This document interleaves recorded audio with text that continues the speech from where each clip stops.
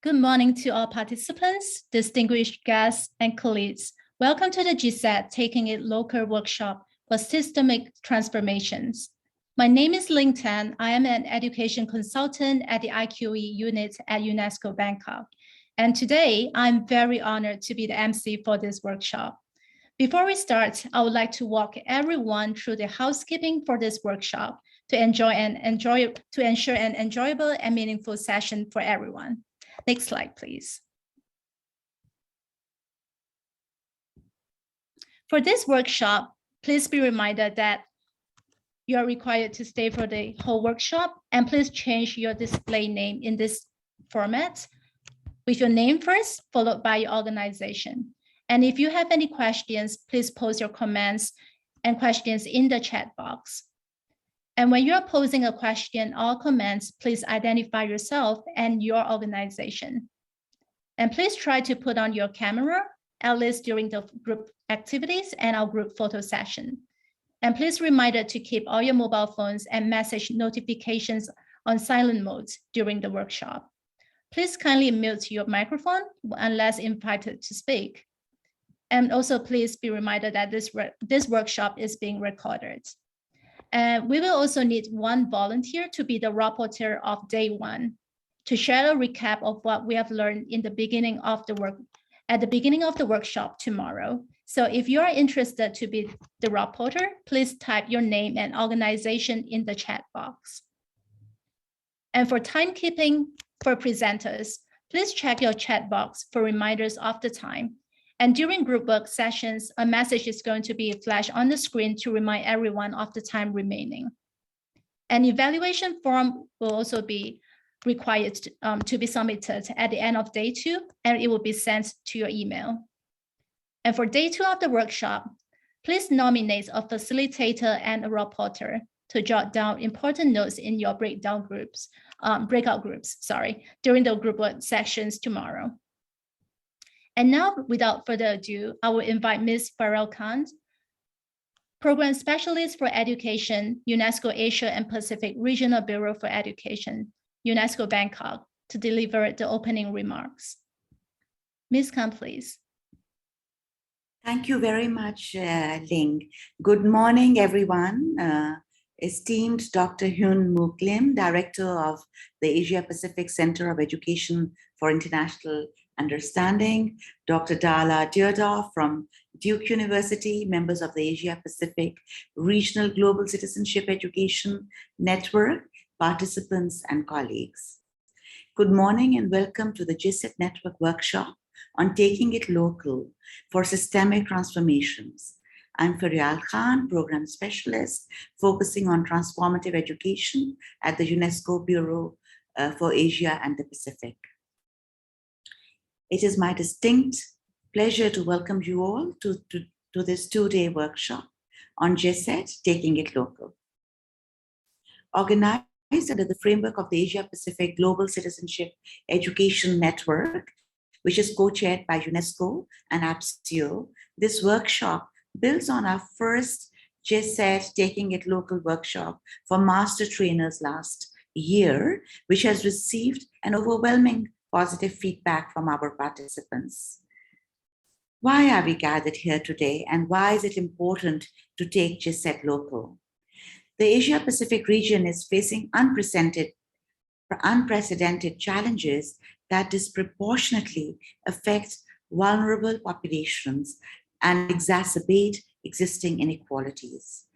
We have a growing risk of more frequent pandemics, poverty, and vast economic disparities. We also face climate change, mass loss of biodiversity, and natural disasters. On other fronts, human-induced violence and conflicts continue. These diverse natural and human-induced challenges are complex and interrelated, and we need to equip our learners with the knowledge, values, and abilities to act for the betterment of all people and the planet. In other words, to act as responsible citizens of a global community. Sometimes the word GCED, because of the word global, may be construed as referring to processes that are exogenous to societies. But by taking it local, this training workshop is a nudge that GCED is concerned not only with global matters, but also local needs and matters of relevance to diverse cultures and values. So this workshop builds on the momentum of two recent high-level education conferences, the second Asia-Pacific Regional Education Ministers Conference, APROMEC 2, that was held in June this year, and the recent Transforming Education Summit, TESS, which was organized by the United Nations Secretary General Antonio Guterres in New York in September. We are very pleased to see today a group of diverse representatives and stakeholders, including some youth representatives from across Asia Pacific, with us today. We hope today's workshop will enable integration of global citizenship education values and knowledge in local contexts. And we hope that universal concepts like respect for diversity and human rights will be scaled up, and we will have stronger collaborations amongst our stakeholders and networks in the region to impact systemic societal transformations within larger national and regional contexts.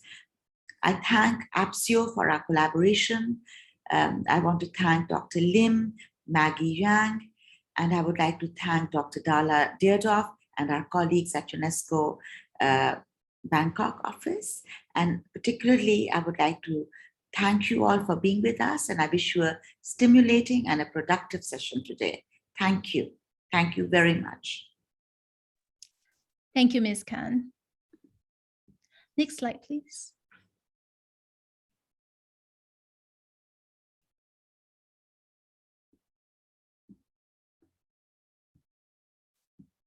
And now we'll welcome Dr. Hyun Lim, Director of APSIO, to deliver his opening remarks through a video message.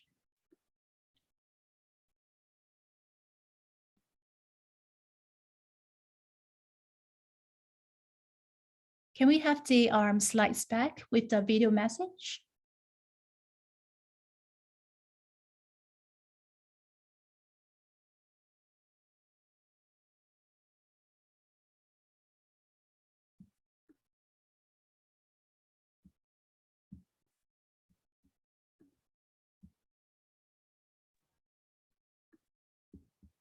Hun Keng, we will need the video message. Thank you so much.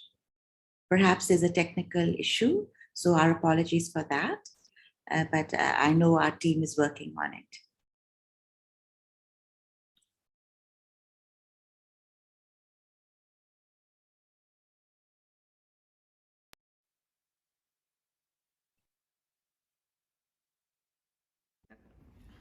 Good morning to you all. Warm greetings from the Asia Pacific Center of Education for International Understanding.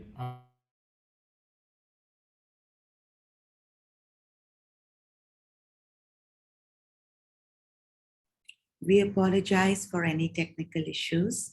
The video was very nicely prepared and sent, but we are having a technical issue. So Hun Keng, thank you.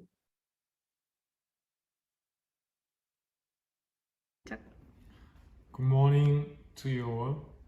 Warm greetings from the Asia Pacific Center of Education for International Understanding, APSEU. We are UNESCO Center located in Seoul, South Korea, and our mission is to promote education for international understanding, EIU, and global citizenship education, GCED. Welcome to today's workshop for master trainers on localization of GCED. For those of you joining the Asia Pacific GCED network activities for the first time, I would like to tell you a little bit about the network. As you may know, GCED was incorporated into SDG 4.7 as one of the key themes to be mainstreamed in our education systems. In order to contribute to achieving this goal, FCAU and UNESCO Bangkok office started to bring together educators, education policymakers, experts, and civil society practitioners in the region under the name of Asia Pacific GCED Network. Since 2017, through this network, various stakeholders in the region have shared and exchanged ideas and experiences with regard to GCED in the context of the region. One of the outcomes of the network activities is the publication of a guide for educators titled Understanding GCED in Asia Pacific, a how-to guide for taking it local. The guide aims to contextualize and localize the concept of GCED by linking it with various situations in diverse contexts of the region. The first edition of this workshop was completed last year. Building on its success, the second workshop today will produce an action plan to contextualize and concretize GCED in various local situations. Dear participants, given the multiple and complex challenges we are facing today, we cannot emphasize the importance of GCED too much. So the workshop today is very meaningful, and I hope it will also be very helpful to you in designing and conducting your training programs. In concluding, I wish to extend my special thanks to UNESCO Bangkok office, particularly to Ms. Margaret Sachs Israel and Ms. Faria Khan and their team for the unwavering commitment and leadership to promote GCED in the region. Thank you again for joining the workshop today, and I wish the workshop every success. Thank you, Director Lim.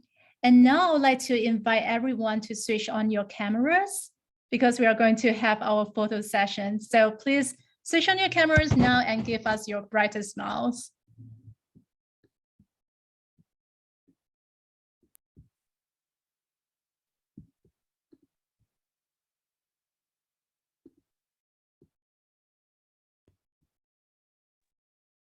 Okay, everybody please turn on your camera first. We will go photo. Okay. Okay, do we have a second page? Okay, 1, 2, 3, smile. Okay, Is everything good? one more. Okay. Okay, Okay.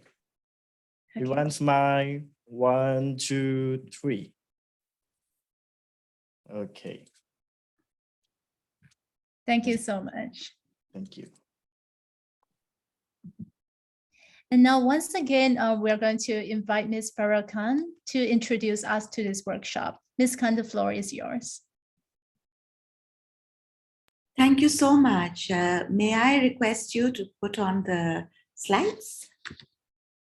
Thank you so much. So a very good morning again and a very warm welcome to this workshop. I'm just going to quickly provide a brief background. Maybe go to the next slide, please. I just would like to provide a very brief background to the work that we are doing at UNESCO and how this workshop fits in with our larger program on sustainable development goal target 4.7. Transformative education is a broader and integrated concept that enables us to help Sustainable Development Goal 4.7. And transformative education as a concept involves the teaching and learning that is geared to motivate and empower learners to make informed decisions and actions to address ever-changing challenges at the individual, community, and global levels. So UNESCO, through the 1974 recommendation, has advocated for the transformative power of education for the last several decades. And more recently, under the Sustainable Development Goal the SDGs agenda, the SDG 2030 agenda, education for sustainable development and global citizenship education are core programs that are pivotal. So the idea is that we need to look at contemporary challenges such as climate change, violent and hateful ideologies, conflicts, or risks of global pandemics, and then enable learners to have the skills, values, behaviors, and attitudes they need at local levels to transform education. And for this, they need transversal competencies, critical thinking, empathy, collaborative problem solving. And we need to empower our teachers and our networks at the local level to work together to do this, to bring about systemic changes and transformations in education, but overall in society. Next, please. So the question is, when it comes to Sustainable Development Goal 4.7, are we on track at local levels? And according to a study that was conducted in 22 Asia Pacific countries, while we have national policies and curricula that reflect global citizenship education and education for sustainable development, there is a gap by what exists on paper and what de facto exists on the ground. And in particular, concepts such as environmental sustainability, good health and well-being, and human rights, while they are widely addressed, when it comes to practice at local levels, sometimes there's a gap in the attainment of knowledge, skills, and attitudes related to these concepts that enable learners to act and behave differently. More recently, we are revising the 1974 recommendation of UNESCO, and it has highlighted that there are topics that are underrepresented, such as economic sustainability, gender equality, and a culture of peace and nonviolence. And these are issues that we really need to discuss at local levels as we move forward. Next, please. More recently, I want to share with you that at the recent United Nations Transforming Education Summit, there were specific sessions that were dedicated to advancing Sustainable Development Goal Target 4.7. And in this, a high priority was we need to empower learners for well-being, future of work, and planetary sustainability by mainstreaming education for sustainable development, but also giving them the skills, values, and attitudes they need. And in a globalized world with ever-changing challenges, the global community recognize the role of both cognitive and non-cognitive learning to instill learners with the values and capacities to live a meaningful life, which is the deepest purpose of education, and to build a more peaceful, inclusive, and sustainable society. So, next, please. So having said this, I wanted to give you a broader overview. Why are we gathered today? And what is the purpose of our workshop over the next 2 days? This workshop serves to offer a platform, a common platform, to gather and engage diverse education stakeholders in global citizenship education to come together for a common purpose and to ultimately impact societal transformations, starting with GCED at the local level. And we want to empower teachers, youth, and education stakeholders through a joint training that will strengthen the capacity of diverse stakeholders so that we can scale up the integration of global citizenship education in the curriculum and teaching and learning in classrooms. To do this, stakeholders will need, we want to work together to strengthen our abilities on shared commitments within the larger national and regional context. So the objectives of this workshop are, we will experience firsthand through the UNESCO Story Circles the power of intercultural skills at the heart of global citizenship education at the classroom level. And we will identify key steps through collective action and planning that are needed to impact systemic change in the integration of GCED in the curriculum from the classroom to national levels. And we hope to propose some commitments that will be important to implement action plans at local level. And this is also an opportunity for the work of the Global Citizenship Education Network members to highlight their achievements and the work they have done and to share it with the wider GCED community. Next, please.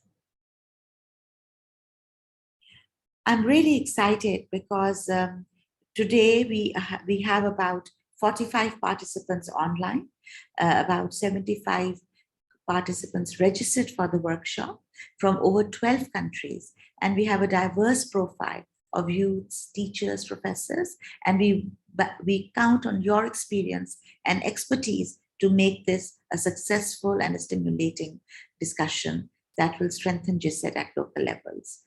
Next, please. So I'm not going to go over the program in detail, but just to give you a broad overview, after our welcome remarks and this introduction to the workshop, I'm going to hand over the floor to Dr. Dala Deirdre from Duke University, who is our trainer, and we are very privileged and honored to collaborate with Dr. Deirdre. Dr. Dala Deirdre has been working with UNESCO at global level, working on the story circles, and she was also our facilitator last year. So she's going to introduce the UNESCO Story Circles and debrief on the Story Circles experience, and will also share with us the intersections of intercultural competence and global citizenship education. We will have group work today so that we can begin the Story Circles, and we will have group discussions where we will all work in groups. Next day, we will then have a recap of our reflections from day one. And for this, we request one of you to volunteer as to be a volunteer who will maybe share for 5 minutes some key messages from today's discussions to report back to the plenary session. So we are looking for one volunteer from amongst the participants. And then we will then go into a deep dive, looking at country discussions, looking at GCED examples, gaps, and what needs to change through group work discussions, and then report back to the plenary. And then Dr. Dala is going to specifically focus on systemic transformations with curriculum as a key enabler for transforming education. And then following this intervention with Dr. Dala and the evidence that she will share with us, we will then go back to our group work discussions to dive further deeper to develop country level plans. And then tomorrow we will wrap up with hoping to develop for all the countries that are present here, and some of us, there are some smaller groups of member states who are with us. We expect that we will have some country reports with commitments that you, as our stakeholders, you'll go back to your respective countries and then share an action plan with stakeholders and Ministry of Education, as well as civil society and youth stakeholders in your respective countries. So we will wrap up with some reflections tomorrow and some plans for next steps and action at the next level. So we hope that this is going to be a productive dialogue, and I thank you all for being here with us today. So the next slide, I think, is just to say thank you, and I will with this hand over the floor to Dr. Dala. Sorry, I think it will be Miss Maggie. To Miss Maggie, yes. So Miss Maggie Zhang from the Asia Pacific, from the APSIO, is going to share with us, sorry, my apologies, She's going to share with us the work of the APSIO network. And Maggie Zhang has been leading through APSIO global citizenship education and is our focal person for our collaboration around global citizenship education at APSIO. So I'm very happy to give the floor to Maggie Zhang from APSIO. Thank you so much, Dr. Khan. So good morning, good afternoon, depending on which country you are. It's so good to see familiar faces from all around Asia Pacific region. I can see our colleagues from Thailand, from Philippines, from Japan, etc., etc. And again, hello, my name is Maggie Yang, and I am the program specialist at the Office of External Relations and Information at the Asia Pacific Center of Education for International Understanding, or APSIO. Yeah, we have a very long institution name, and we're really glad to see lots of you today. And let me just share my screen with you. Can you see the slides well, everyone? Yes? All right, yeah, that's good. So yeah, I was given time to share with you a little bit about the Asia Pacific Regional GCED Network. But first, perhaps this is the first time for you to join this program organized by UNESCO Bangkok office. And I would just like to introduce to you a little bit about our institution. So we are a UNESCO Category 2 Center established 22 years ago under the agreement between UNESCO and the government of the Republic of Korea. And we are working with UNESCO member states to promote a culture of peace through education for international understanding and global citizenship education. So one of the programs that we have, this is what we call as the Regional GCED Network program.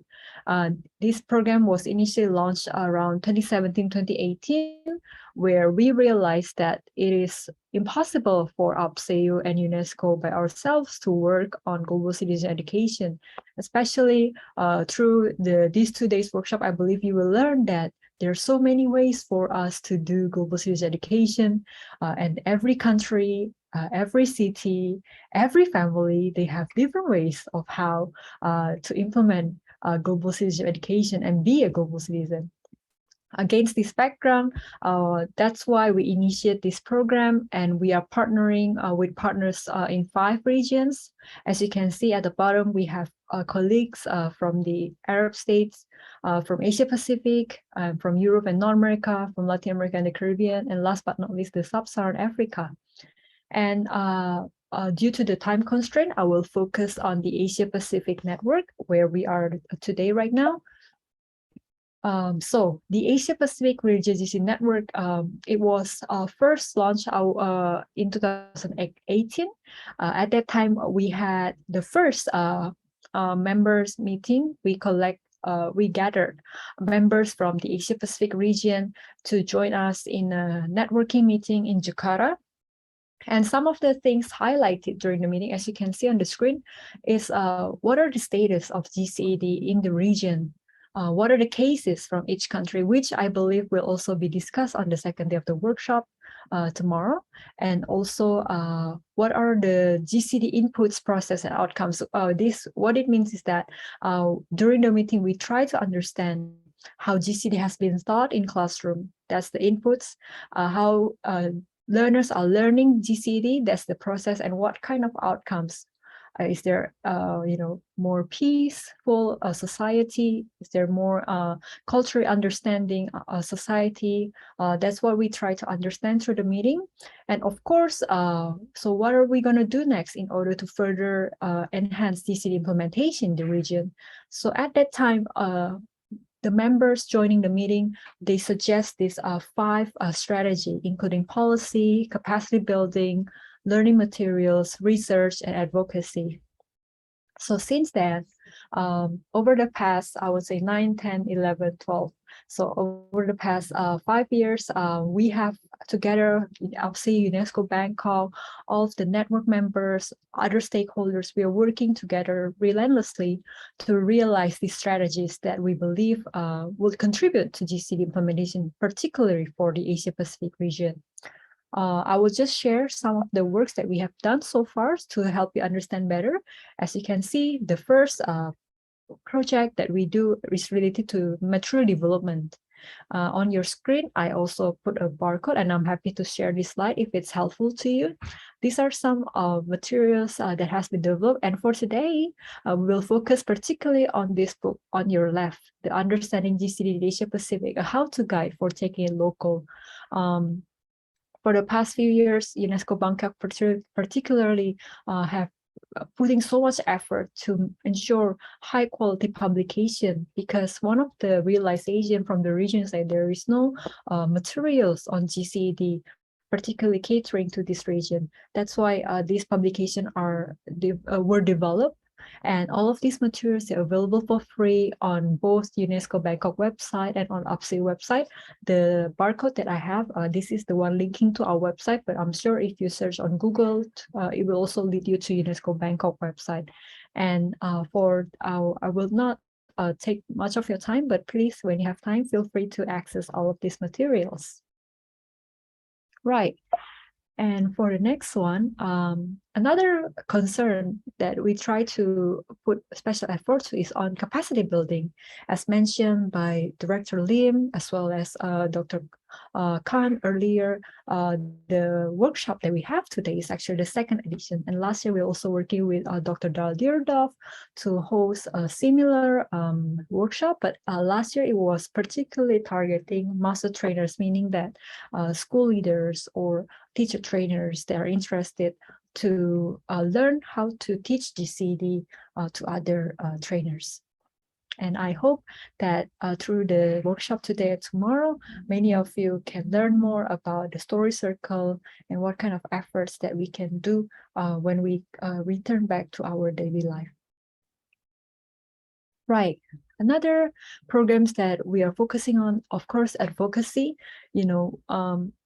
As mentioned by Dr. Khan earlier, like there are many forms of how GCED is conducted, and there's so many different understanding on what GCED is about. And at the same time, many people don't really understand what GCED is.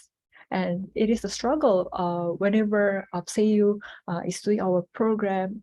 Many people also start to get, triggered or afraid when they heard about global, especially some colleagues from particular countries, when they hear about global, like, are we trying to, replacing the national values that we already have, something like that. So we believe that advocacy is an important element, and that's why, for example, last year, together with COSEU, Jaya, UNESCO Bangkok, and UPSEU, we organized this 2021 Asia Pacific Region Global Citizen Education Network online forum. And I believe there's Ms. Sayaka Matsukura today, who was also the speaker from the event last year. So if you're interested to know more about the program, I believe you can perhaps chat her personally, but I also leave the link that outline the details of the program where you can scan the barcode. So feel free to access the information about this program. Right. So that's the summary of program that we, UNESCO Bangkok, together with UPSEU, did until 2021. So what are we doing this year?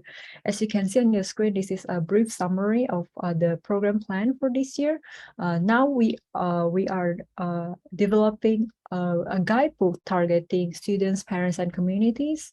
And I believe if you have further questions, our colleague Dr. Khan, maybe Ling, and others will be very happy to help to answer the questions.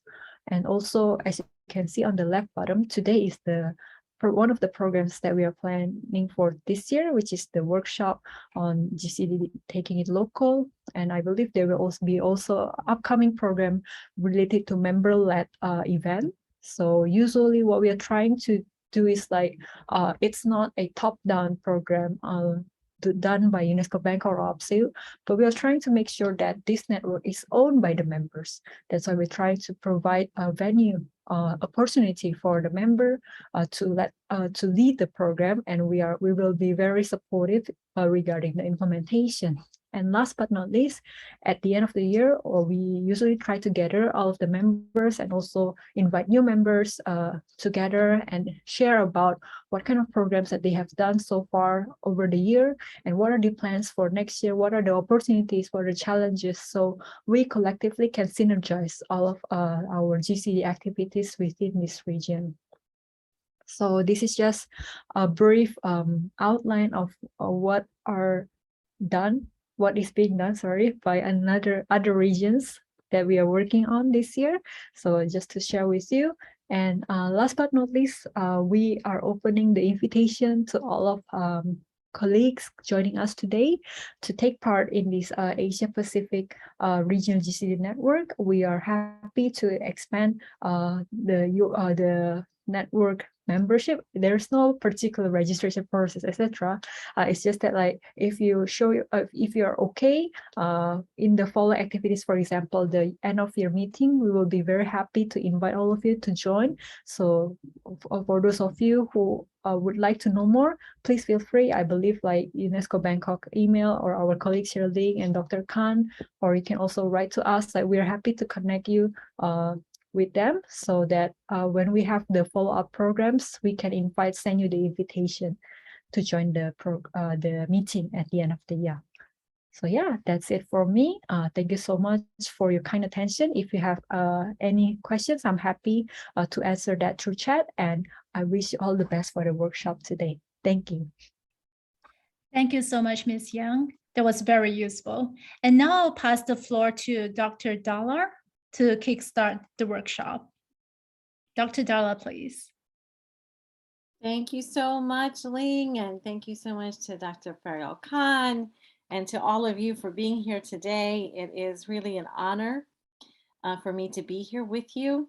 And I wanted to say pre-pandemic, I had the honor of teaching a course at Thammasat University in Bangkok and actually conducting an in-person workshop there at the UNESCO Bangkok office. And I'm also connected to universities in Japan, and actually just recently returned from Japan just about a month ago. So it's very nice to be able to reconnect with colleagues in the Asia Pacific. And so thank you all so much for being here. And I certainly welcome you to connect with me through, you see my email list here, and through LinkedIn. And also, for those of you who are interested in intercultural skills, which we'll talk about in just a moment, I invite all of you to join the World Council on Intercultural and Global Competence, which is a global nonprofit that is working with UNESCO on the Story Circles that you're about to experience. And you'll see the website listed there. So we would love to have you involved and connected through the World Council with colleagues from all around the world, including a global meetup we're having on November 17th, to which you all are all invited. So on the next slide, I just share with you briefly what we'll be talking about in this segment of our time together. As you'll see here, and on the following slide, you will see the objectives that Farrell Khan already mentioned. So if you go to the next slide, please. And you'll see it broken out here by day. So today we are focused on objective number 1, which is to have you experience firsthand the UNESCO Story Circles, which can be quite transformational for individuals to experience, particularly at the classroom level, but we are also using these in teacher training. And we'll talk some more about teacher training tomorrow as well. So then the following 3 objectives we will address more specifically on day 2. So that's where a lot of your input and guidance and wisdom will be very helpful to hear from you, particularly on day 2 tomorrow. So we will look very forward to that and to your participation throughout both days, which will be highly interactive. And as you've heard, it's very important to stay for all of this, and to, when we particularly get to the Story Circles portion, to have your cameras on will be very important. And we'll talk more about that in just a moment. But for now, I wanted to turn our attention. One of the publications that you just heard Maggie Young mention is this one. And I was very happy to be involved in the writing of this how-to guide as well as to the initial Taking It Local that UNESCO published from headquarters. And so on the next slide, you will see an excerpt from this publication. So if we can go to the next slide, please. Yes, thank you. This is just a refresh of how GCED is discussed in this how-to guide. And here on this slide, you'll see that certain words are highlighted because I wanted to emphasize that the intercultural skills are very much interwoven into the 3 dimensions, as you see there with cognitive, socio-emotional, and behavioral.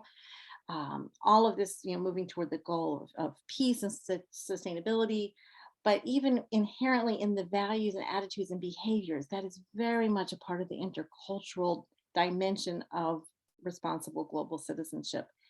And that this is just to note that this is for learners of all ages, and glad to see we have those representing different levels of education here with us today.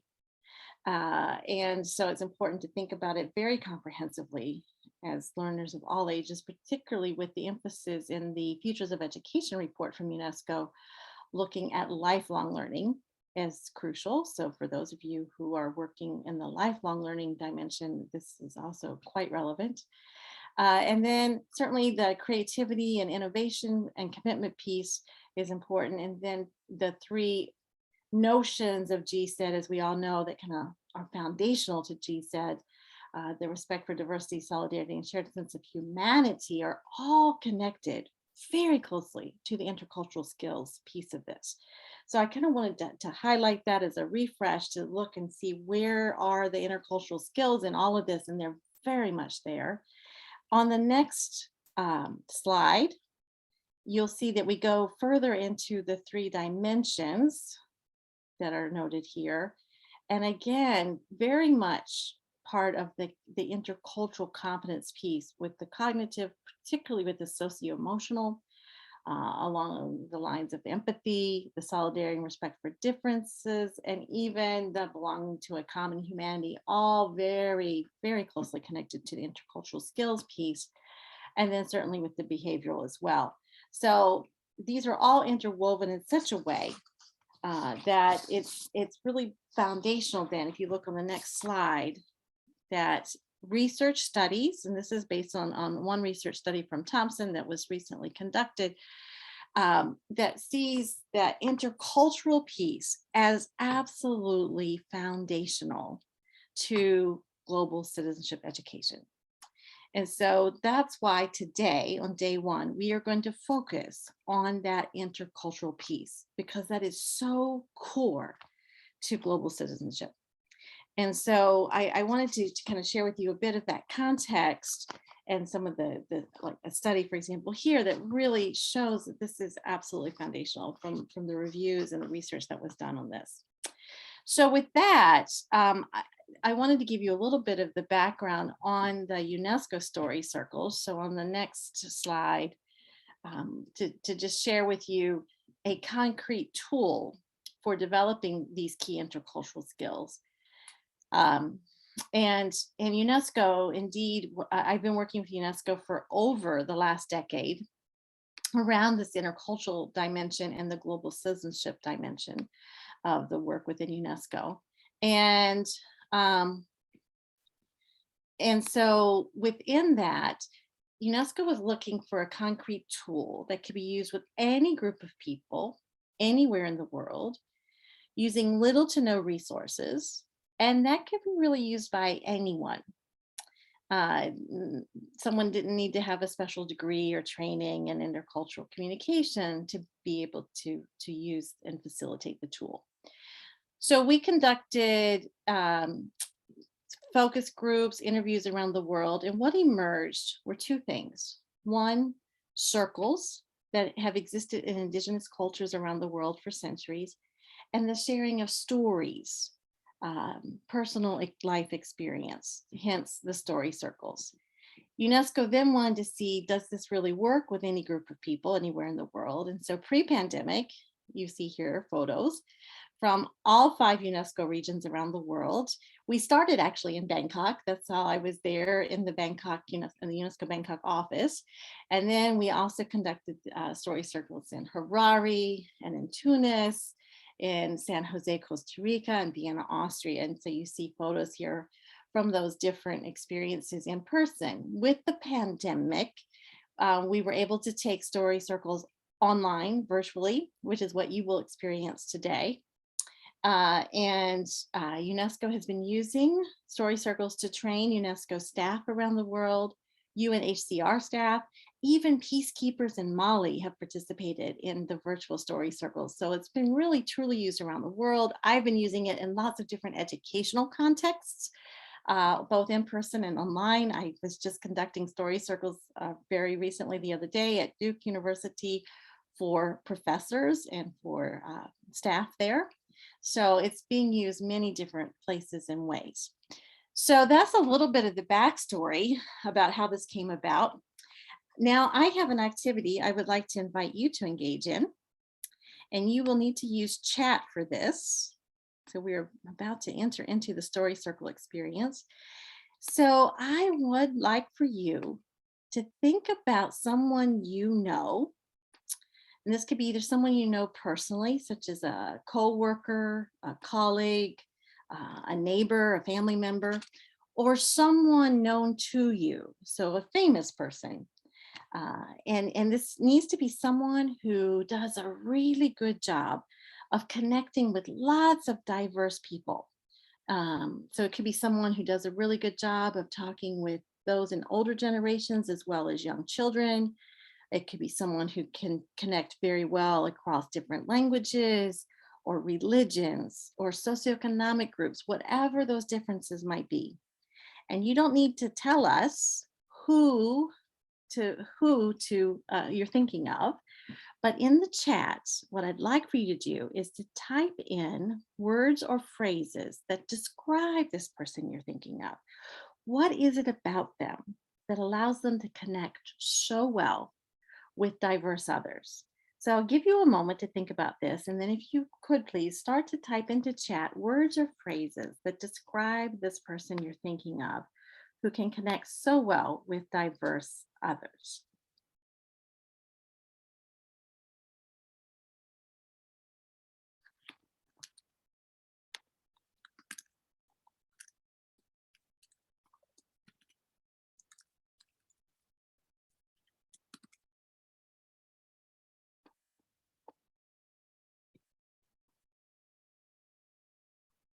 So again, type into chat words or phrases, just single words or phrases that describe the person you were thinking of.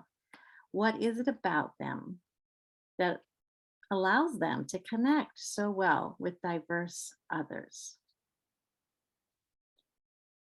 Thank you so much. Yes, I'm seeing words and phrases begin to appear in chat. Maggie says, good listener. Della is talking about a diverse team player, somebody who's humble and yet talkative and down to earth, a leader. I'm seeing listening show up, visionary, compassionate, someone who's reliable, friendly comes up quite a bit, somebody who's open-minded, non-judgmental, who's quite kind in how they interact with others, someone who's easy to get along with. Yeah, conversational. Yeah, maybe someone who's kind of easy to talk with, right? Yeah, empathetic. So empathy is coming up quite often too. Yes. Oh, someone who's a funny person. Yeah, it's kind of fun to be around, right? Leadership's coming up quite a bit there as well. Someone who's generous. Someone who gives an honest opinion, but no judgment. Yeah. An empathetic attitude, perspective taking. Yes, being able to see from others' perspectives, very important. Yeah, and a good communicator for sure. Loves others as himself. Yes, thank you, Wilma. Someone who's frank, enthusiastic, logical. Yeah, so thank you so much for describing the person you're thinking of. What you've just done is describe an interculturally competent person. So that's one way to kind of make it real, is to think about actual people who exhibit this kind of intercultural skills and competence that we're looking for in others. And this is actually the topic of my research for the last decade. And on the next slide, you will see one of the first research-based frameworks of intercultural competence. And we'll come back to this at the end, but I just wanted to show you that this is grounded in research.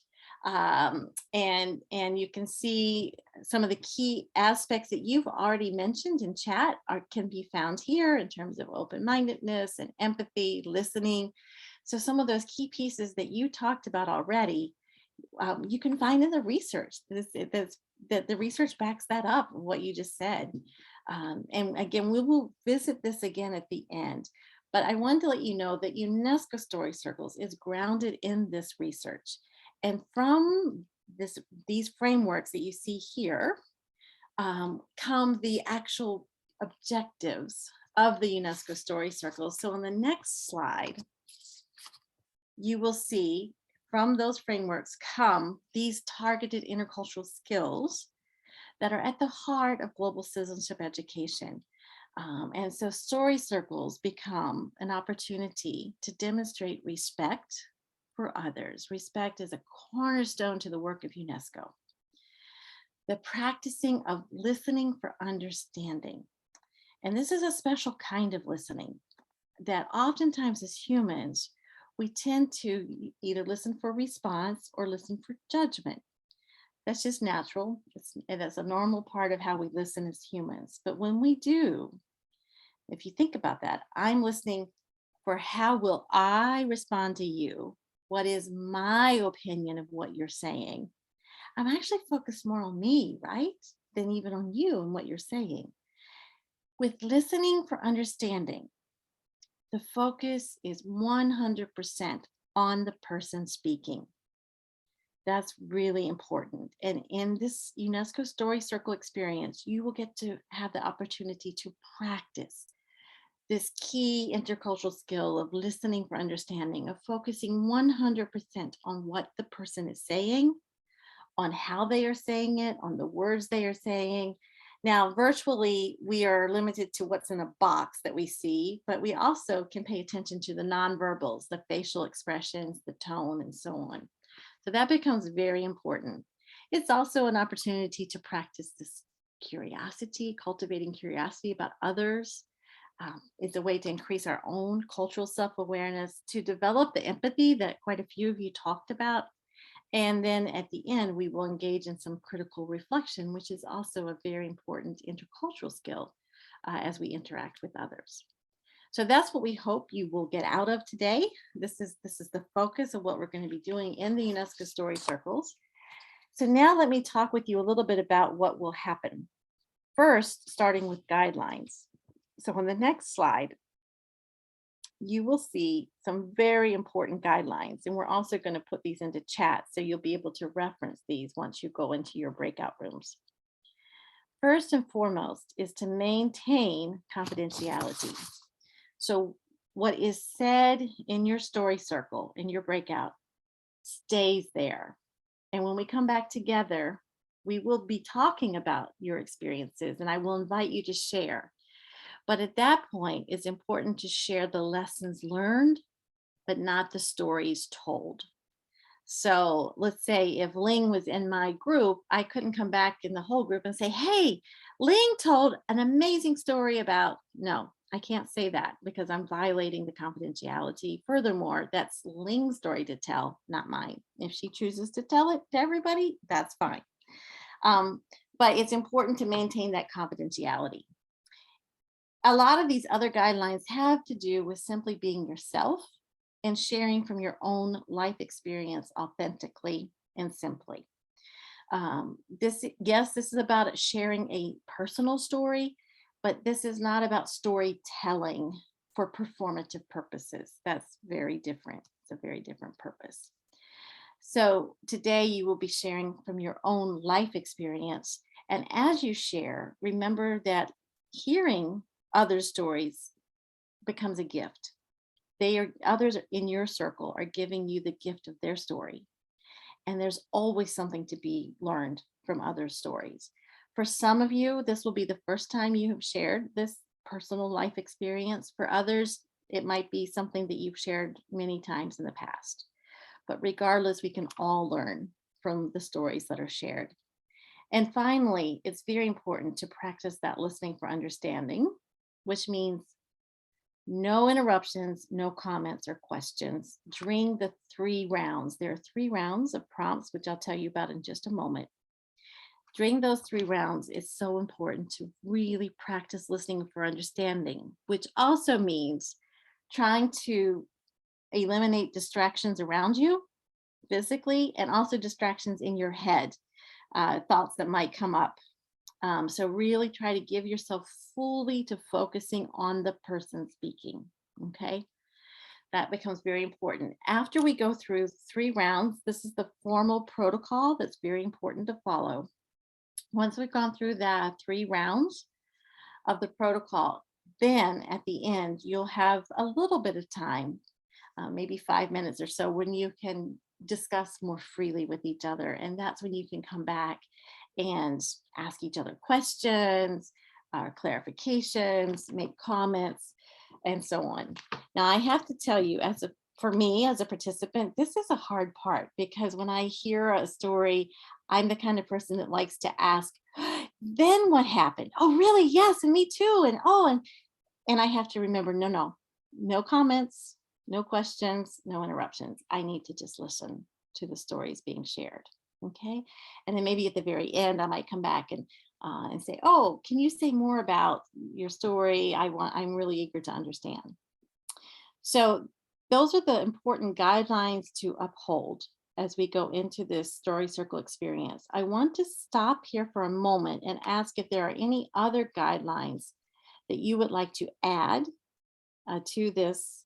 And if so, if you could type those into chat.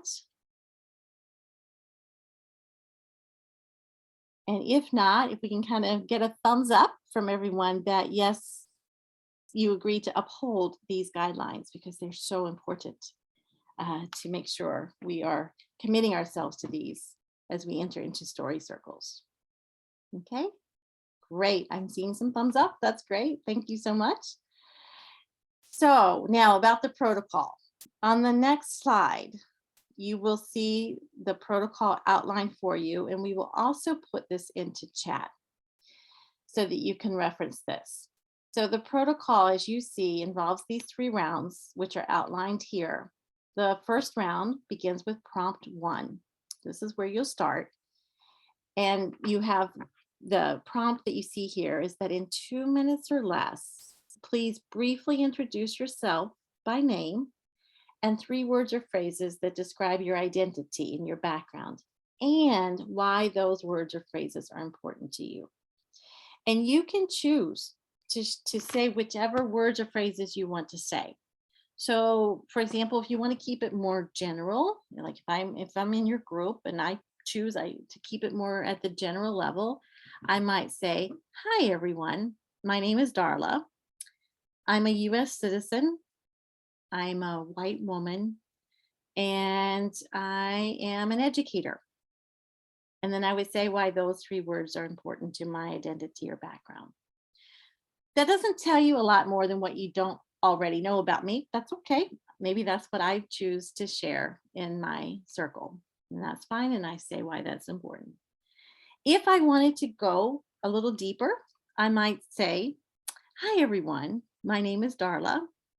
I'm a Christian, I am a mother, and I'm an interculturalist. And I would say why those 3 words are important to me and to my identity and background. So you choose what you wish to share and how you want to share it. If it only takes you 30 seconds to say it, that's fine.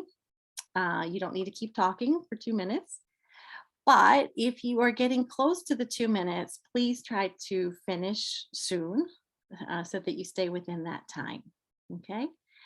When the first person stops speaking, then the next person will begin. And then when that person stops, the next person will begin. No comments, questions, or interruptions, even in between the speakers, okay? You just go straight into the next speaker, the next speaker, the next speaker until all have shared. Then when the last person has shared in prompt 1, you will go directly into prompt 2. So the first person who spoke will speak again. And this time, and this is really at the core of this UNESCO Story Circles, at the core is this prompt 2. And today we are asking you to focus on a specific memorable experience you have had with someone different from you. Okay, any kind of difference, an older person, a younger person, different gender, different religion, different language background, whatever it might be. Okay, and what you learned about yourself in that interaction and or the other person. Okay, and you have 3 minutes to share that or less, and fine to go less. So please take just a moment now to think about the specific memorable experience that you will share.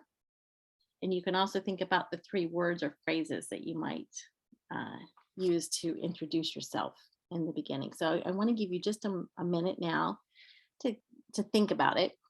And then I'll tell you about the last round.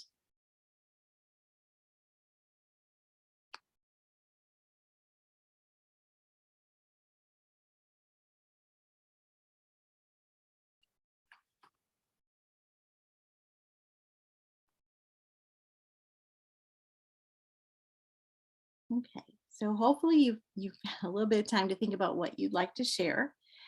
So then we go around in the circle, so to speak, online, and everyone shares their story from prompt 2. Again, no interruptions or comments, etc. When the last person has finished, then we're going to go directly into this last round, which is called the flashback round. This is a little bit different. This time you're not sharing a story.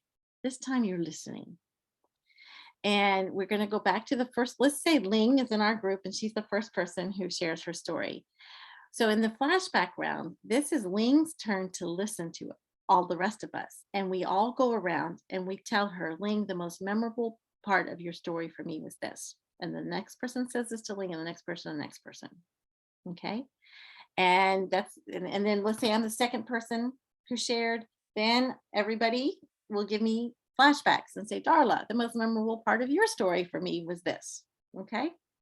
And we do that until everyone has collected their flashbacks from all the others in the circle. And it's meant to go very quickly, just complete the sentence and that's it. There will be a temptation to want to say why it was memorable. Do not say why. Just name the memorable part. And this is of the second story told from prompt 2. Okay.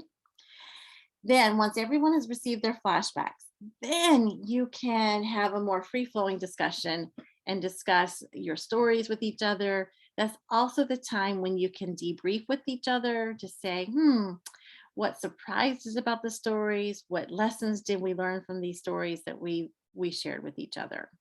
Because you're going to be able to talk about them in a way only you can talk about in that story circle. Because when we come back to the larger group, it's going to be more at the bigger level in terms of in general what the experience was like for you.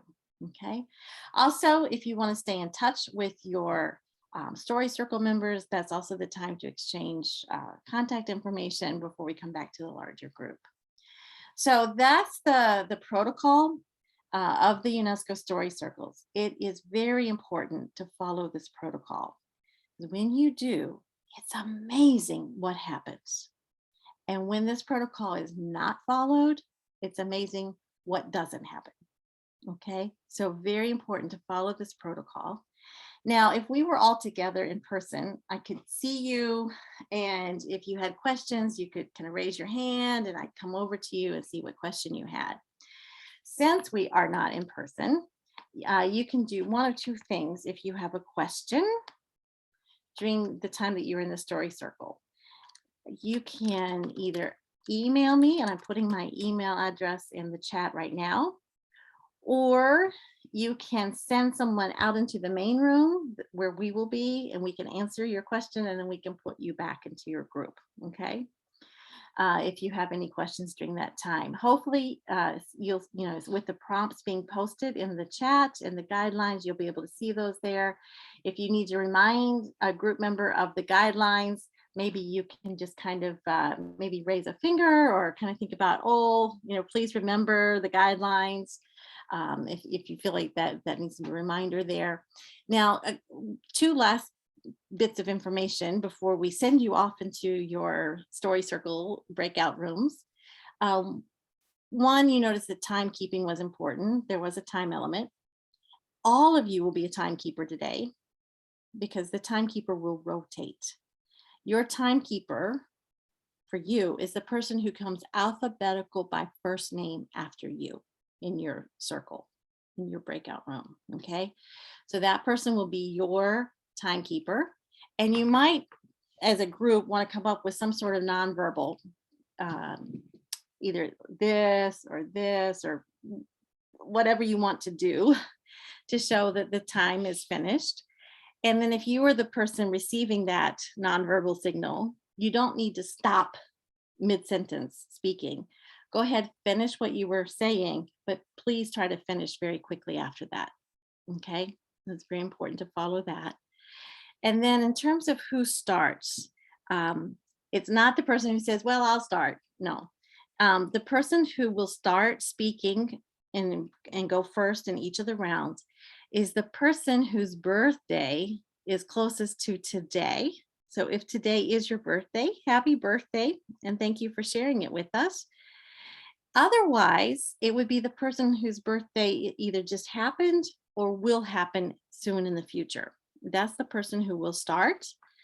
And then you will go alphabetical by first name after that person. So again, Ling, I keep using you as an example, but let's say Ling's birthday is today. So she gets to start in our group. So we start with her. So then it'll be alphabetical. Whoever comes after L would come then, and you would follow accordingly. Okay. So that's the protocol. That's what will happen in the story circles. It takes about 45 minutes to go through the story circles.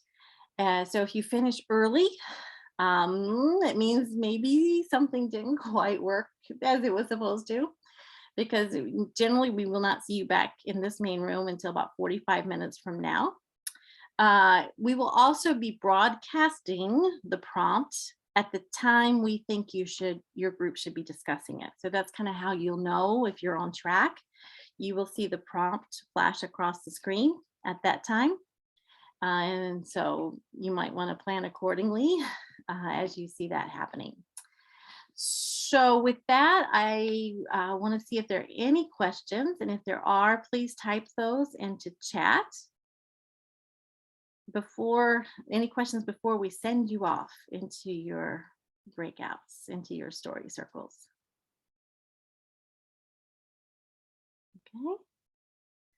All right then, so to my UNESCO colleagues, I think we are ready to have everyone go off into their story circles. And we look forward to seeing all of you back here in about 45 minutes when you finish. And if for some reason you get disconnected, please come back quickly so we can get you back into your story circle. Also, please, cameras on. Everybody, cameras on. That's a very important part of this as well. So now is when we need everybody to turn their cameras back on when you go into your story circle. All right. Thank you so much, and we'll see you back here in a little while. Enjoy.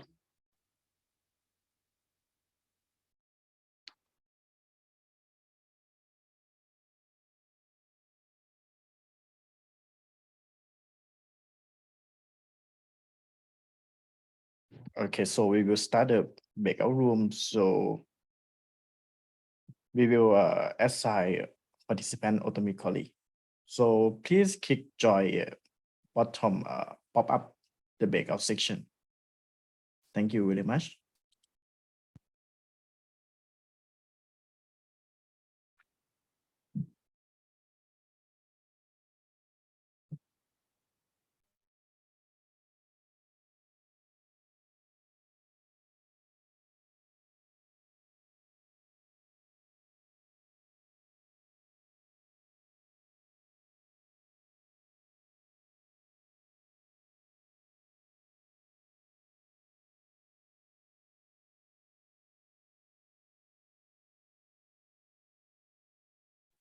So here's where we need to pay attention to the different rooms, making sure there are at least 4 in each room. And the team, please send me to the breakout room. There's no pop-up icon Yeah. for me. Yeah. We've not been assigned to any breakout rooms at this moment. So kindly. Yeah, I wasn't moved either.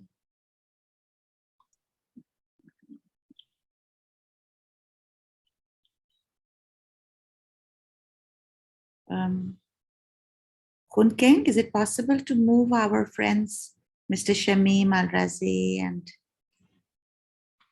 colleagues who are not already in?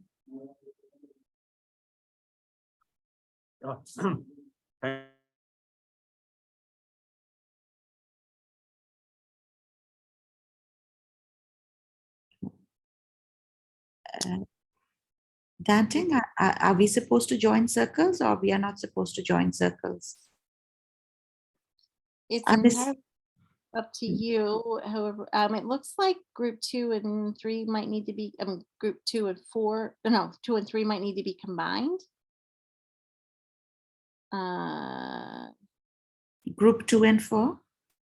Yeah, there's just been, no. Khun Keng, do they Oh, need to good. be combined if they're less than 4 in each group? And group 4 only has 3 people.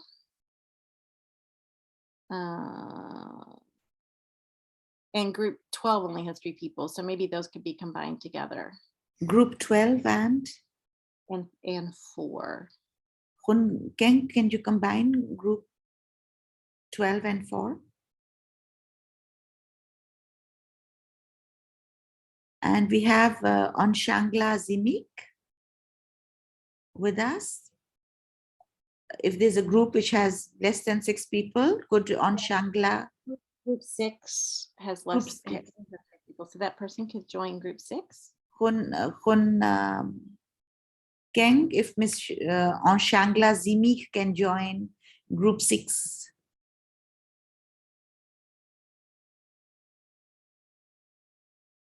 Natalie, do you want to join a group?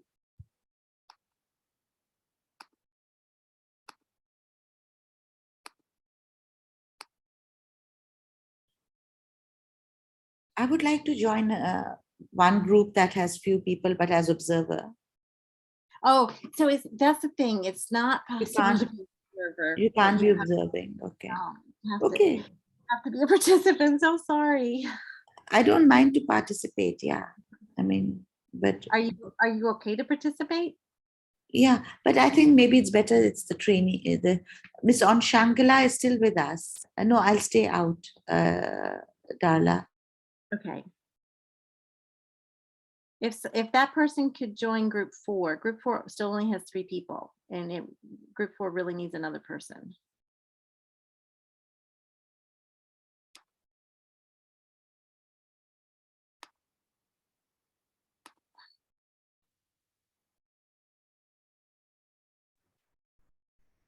Okay, so can you please put me in group 4? Sure. Somebody doing that? Yes.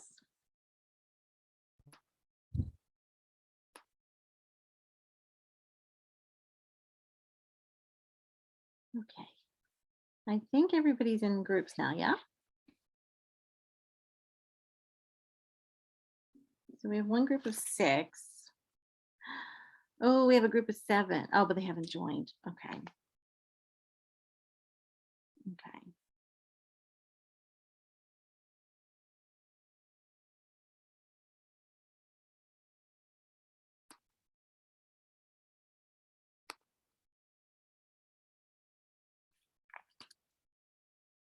All right. All right, so could somebody, or let's see, maybe I can do that. Broadcast out, yes. Here, let me do that.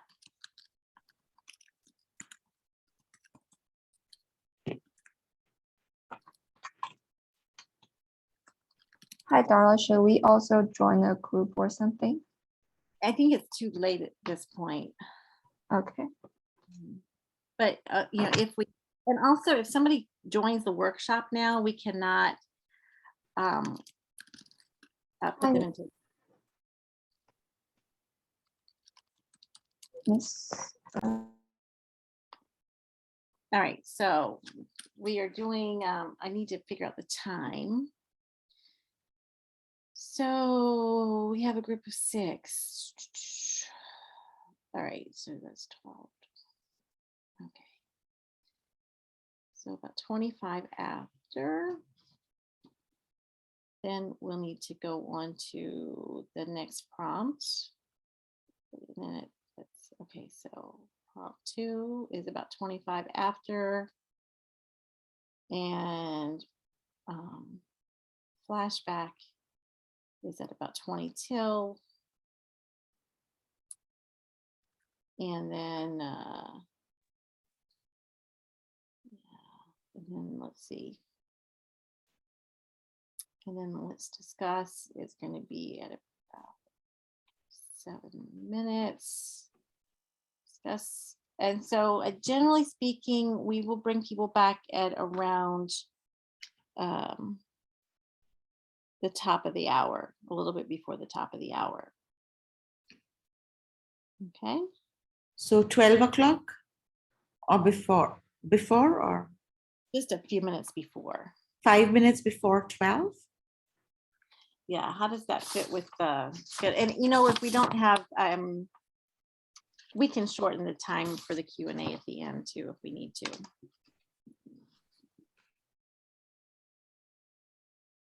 Yeah, that's fine, because then we can, yeah, then we'll bring them back. Yeah, I think we're kind of on, pretty much on schedule. Yeah, 5 minutes before 12 or so, we can start to bring them back.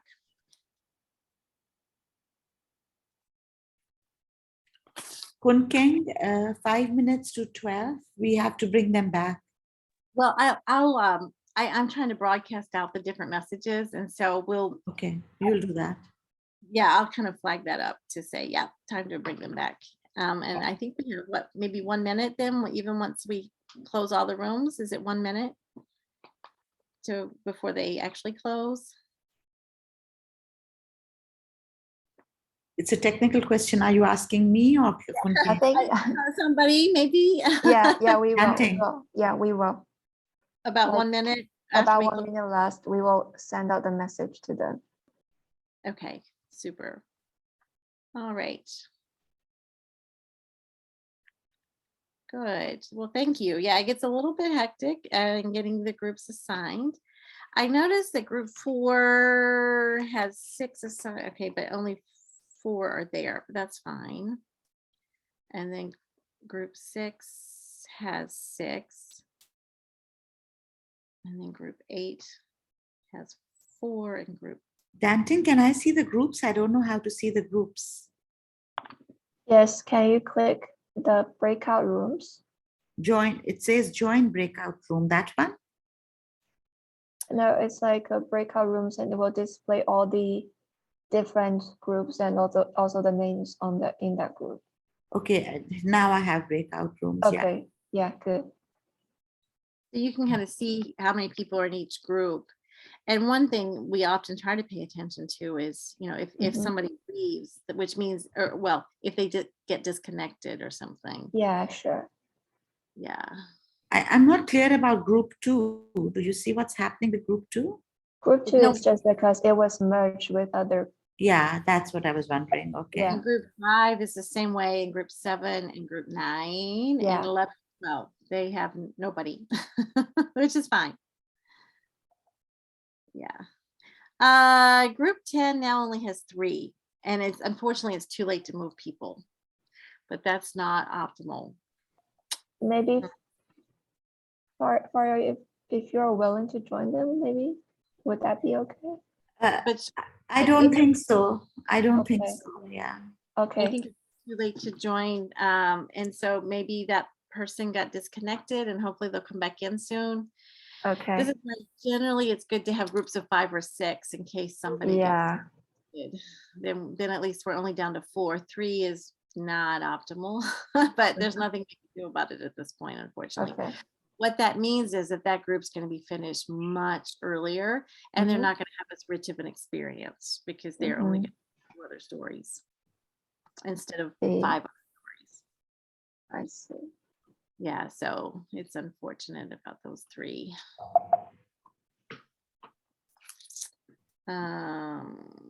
But kind of we can keep monitoring to see if there are any others that seem to get disconnected or so on.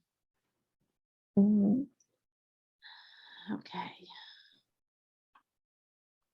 If someone's disconnected, then they will rejoin the meeting. They will show up in the main room, I think. Yes, and then we'll have to just see what group they were in, if they remember names. since we Yeah, were- I see then- group. Oh, yeah, back. Shireen, she's back. Oh, Please. back. Okay, Yeah, good. she's back. Maybe, yes, because he's maybe connection or something. Exactly. Good, good, good. Okay, that's much better. Excellent. So it looks like we have only about 28, 30, how many people? Let's see, 12, 22. Yeah, about 30 people. So we had about 14 people who chose not to go into the story circles Mm-hmm. because there were 40. When I was giving the instructions, there were 44 people. Mm-hmm. So there were some who chose not to, apparently. But you know, that's again, it's by choice. Nobody's forced to be in the story circles. So Mhm. yeah. All right, so 30 in the story circles. And I'll get ready to post the prompt 2 here in just a moment. Let me get that ready. And thank you again, everyone, for your work in getting all these breakout rooms ready.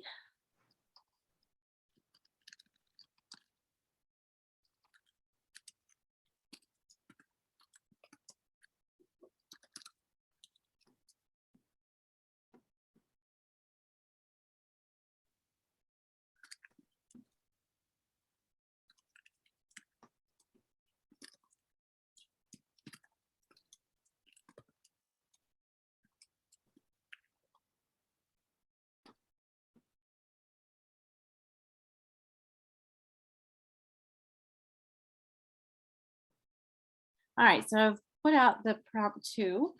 Mm-hmm. So hopefully they are onto that. And then at, what did I say, about 20 till. So they'll have about 15 minutes. And then at about 20 till, I will post the next prompt. Mm-hmm. All right, good. Thank you again, everyone.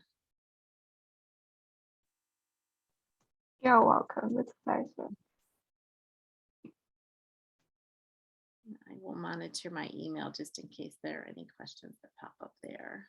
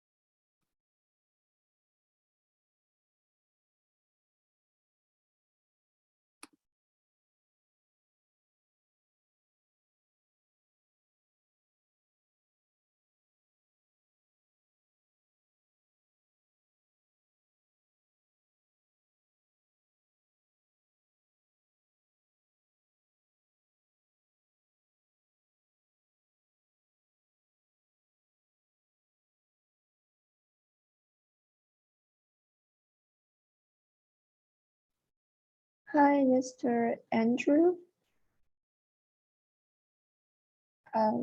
Sorry, but would you like to join the storytelling circle?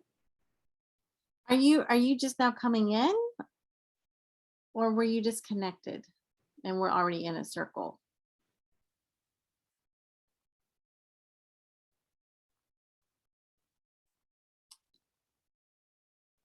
Yeah, let us know, Andrew, if you were already in a circle, and if so, which circle you were in.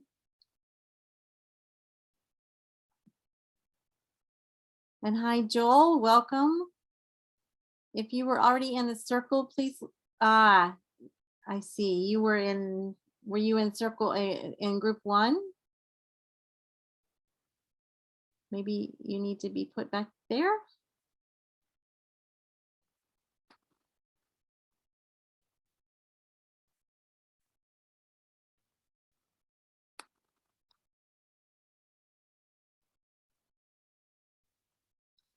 Yeah, Joel, it looks like you were in group 1 maybe. So you need to go back there, click on join perhaps. And Andrew, it looks like maybe you were not in a group.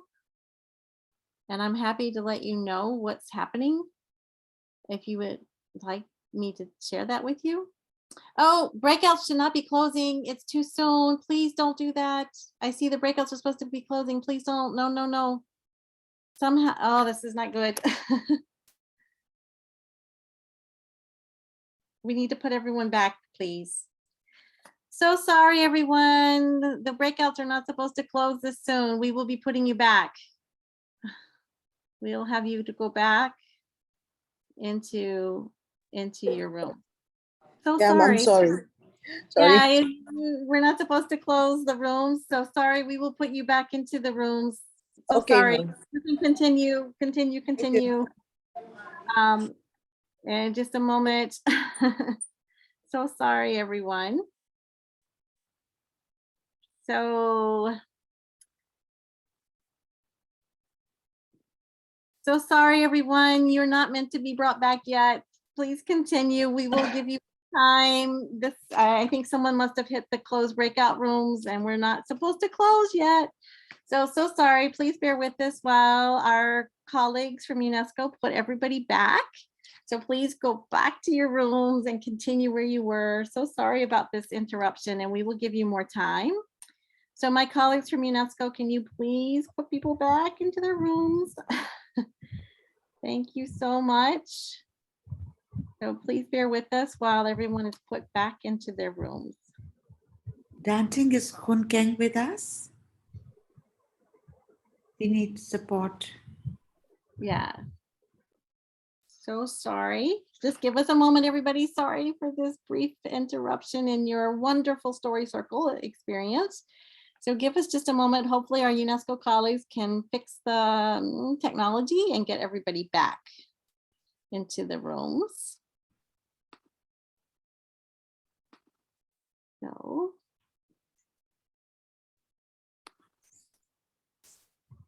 So please rejoin your rooms and continue where you were. Danting, are you with Khun Keng?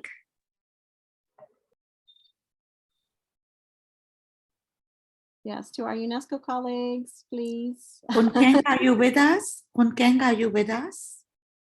May have been disconnected, possibly.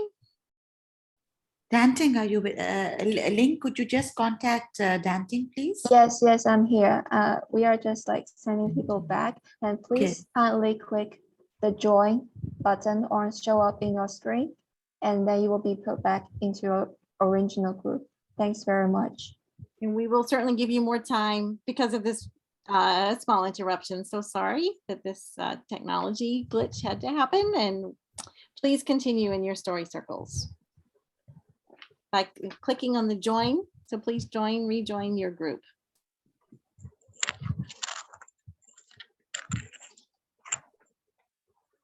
So again, if you would be so kind, please click on the rejoin button for your group.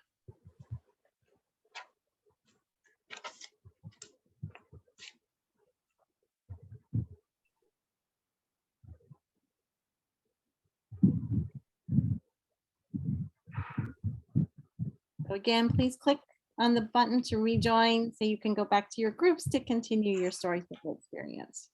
Hi, I need to be put back in my group. I think I'm in group 4. Group 4? Yeah, I think so. Yes, so it looks like you're somehow if you can click on the rejoin or join button, then you'll be able to go back.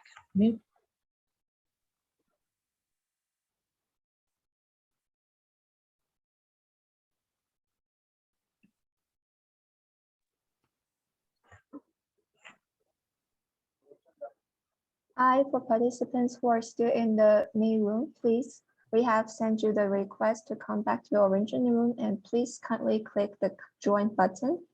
Then you will be put back to your original room. Thank you very much.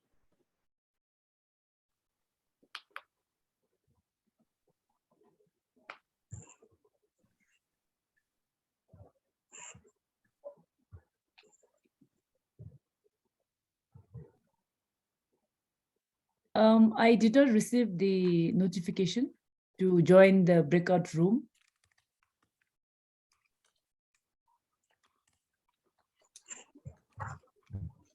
Danton, can you? Yes.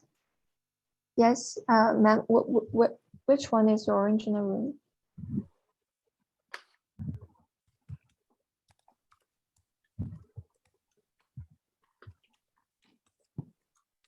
I think I was in group 4 Okay. with Eleanor and Oi Goga from Nigeria. Thank you very much for Eleanor this. from the Philippines. Yes. Yeah, I was with them earlier. Okay. Yeah, thanks.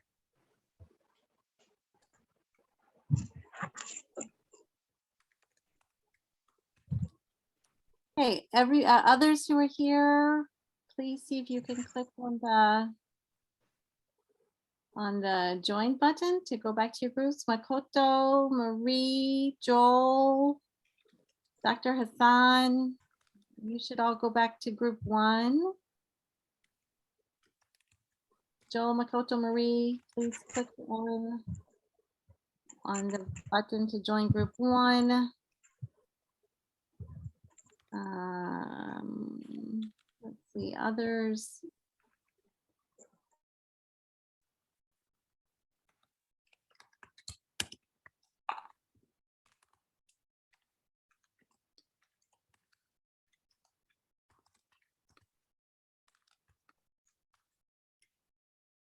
Hi, for people who are still in the main room, please kindly indicate your orange, the previous room that you were in.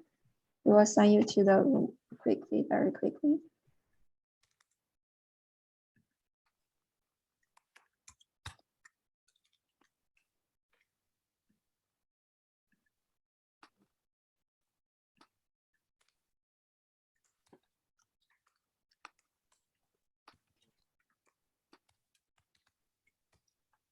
So, for example, Dr. Arizal, which room were you in previously? I think Dr. Arizal should go to room 10, group 10 now, if that's possible.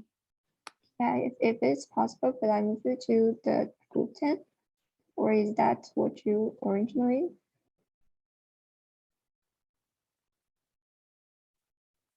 And for Mr. Khan, sorry for the pronunciation. Would you please kindly indicate the room that you were in?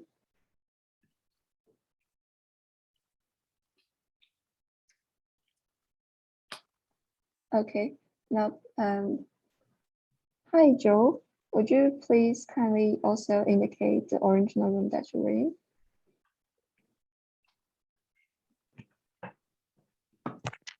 Any VF shouldn't be.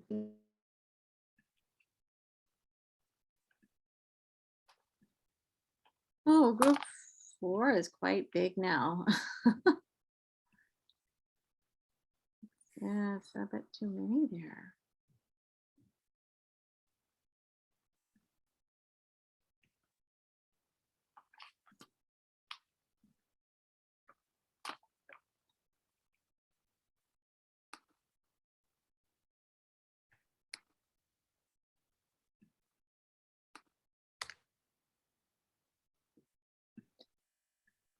Genevieve, okay, all right, Genevieve needs to move to group 6, excellent.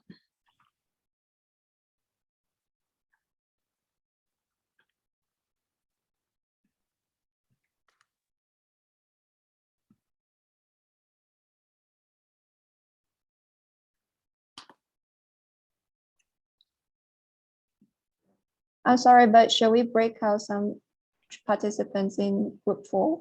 Because we have now too many people in group 4. We do, I'm not quite sure how that happened. But I don't know who would, I don't know who Okay, was the person. I will join group 4 at this moment and kindly ask them if they are willing to, if some of them could be able to be shifted to group 4, to group 5. Is that okay for you? Well, group 5 has no one, So so I will just move like 5 or 4 people back to group 5. group 1, like 1 or 2 could go to group 1. 1 or 2 could go to group 1. Okay. So But just my concern, wait, my concern is that the groups have already started. So I think we have to kind of leave it the way it is now, because joining another group means they would have missed the stories. sure. Okay, no worries. To leave. And just a quick, reminder for everybody who's co-hosting this, please do not click the close all rooms button. Yes, Yeah. Please do. Please co-host, or else we will be in a mess again. Yes, exactly. All right, and yeah, Daunting and Ferial, I think if everybody can just stay here in the main room now, that would be best. Yeah, and for Miss or Miss Joe, maybe Dala, would you like to share something with this guest? So yeah, Joel, can you hear us? I see that you're supposed to be in group 1. I don't know if you have been there or not, if you can hear us. Or I'm happy to share with you what's happening. And welcome, Dr. Ume. Are you joining us for the first time? Or were you disconnected? Yes, I am connected. Okay. Are you just now joining us for the first time? Yes, first time. Okay, so welcome. We're really glad you're here. So all the participants are into their story circle experience. So now we will wait until they come back. And unfortunately, it's too late for us to be able to put you into one of the story circles. I'm happy to tell you and share with you what they're doing. And if you can just wait here with us until we bring everyone back, it will be maybe in 30 minutes that we will bring people back. I was introduced myself, main session, but not group. I am Professor Dr. Ume Asma. I'm working at NAEM, National Academy for Educational Management, Ministry of Education, Bangladesh. Wonderful. Yes, I am training specialist at NAEM. I have completed recently global citizenship education research work in NAEM. This was very much informative, and we are trying to explore how GCED is giving low performance in our country. We want to raise it high level. Teacher, educator, students, say secondary level, primary level, secondary, also secondary level. Okay. Yes, it is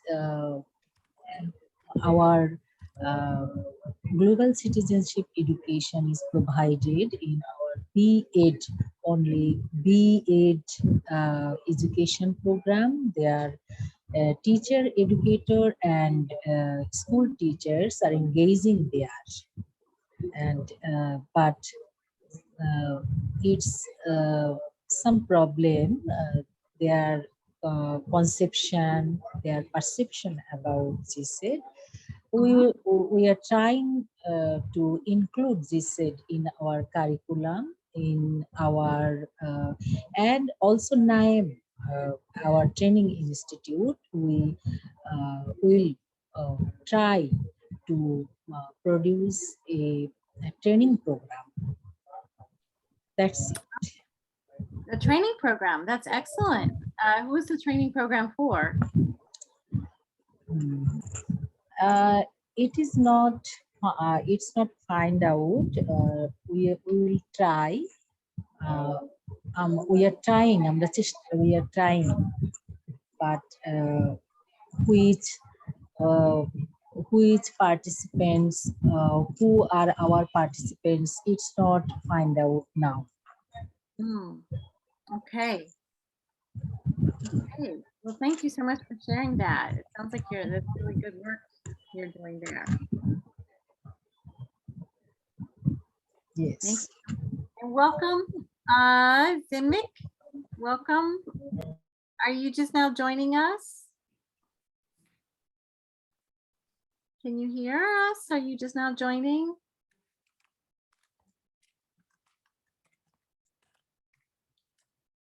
Or did you get disconnected from one of the groups?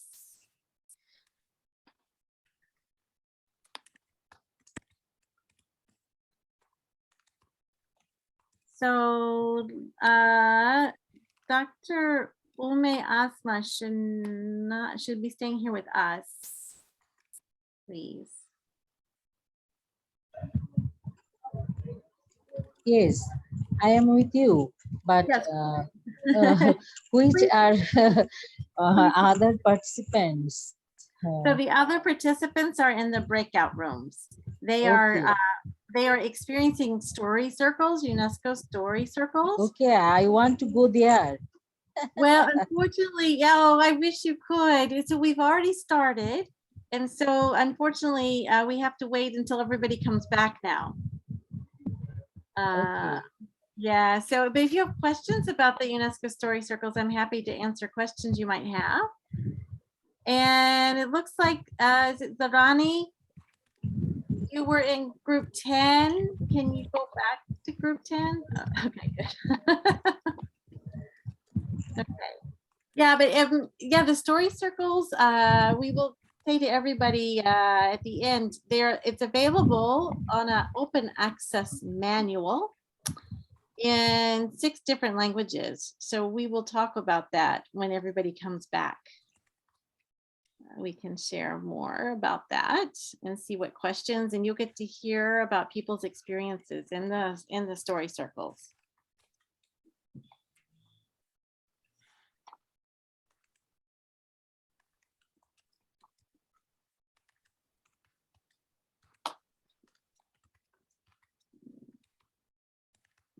And also we have another round tomorrow. So tomorrow is a country-specific group discussion. I'm sure that you will still have the chance to share with others your stories and also listen to others, other stories. Yeah.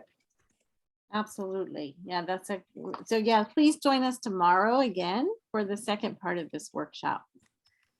We will be very happy to see you then.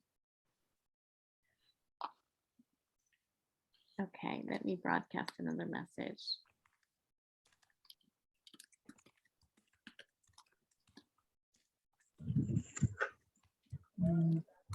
I want to go breakout room. May I? So unfortunately, we are not able to put you into a breakout right now. We have to wait till the others join us. They will all be coming back here in about 20 minutes, 25 minutes. 25 minutes. 25 minutes. 25 minutes, okay. When we'll meet a breakout room? Then everybody from the breakouts will come back here. Okay. Yes. And then we will talk some more about the story circles. Will I join with them? They will, everybody will join. Yes. Okay. So just in just a little while yet.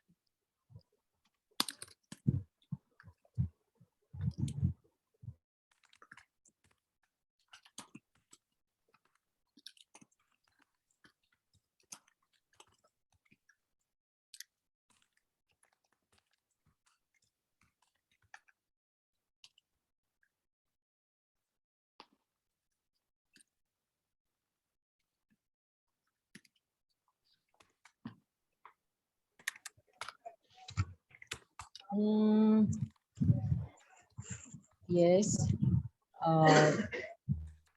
What's your name? Oh, hi. Yeah, my name is Darla Deirdre. Darla, where are you from?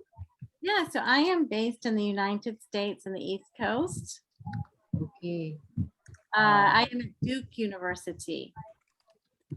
Which university? Duke University. Duke University. Okay. What is your discipline? On intercultural communication and international education. Okay. My discipline is political science, but I have completed my PhD in anthropology, gender equality, gender equality and paternal law in Bangladesh. Paternal Muslim law in Bangladesh. Okay.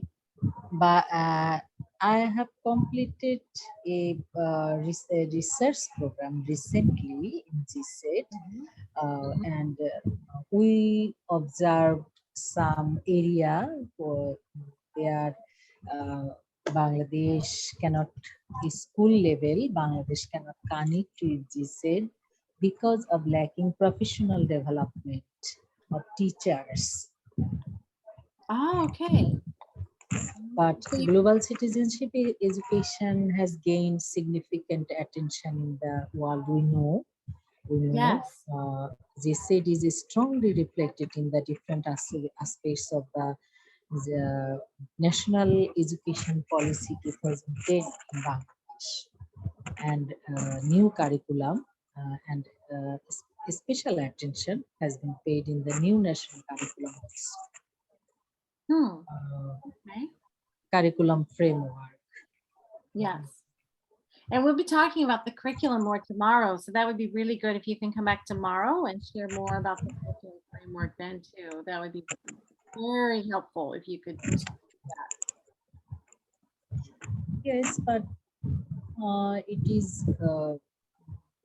now a burning issue in Bangladesh also. We want to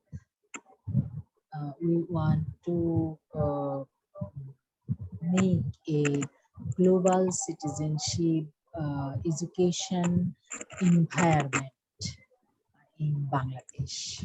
Okay.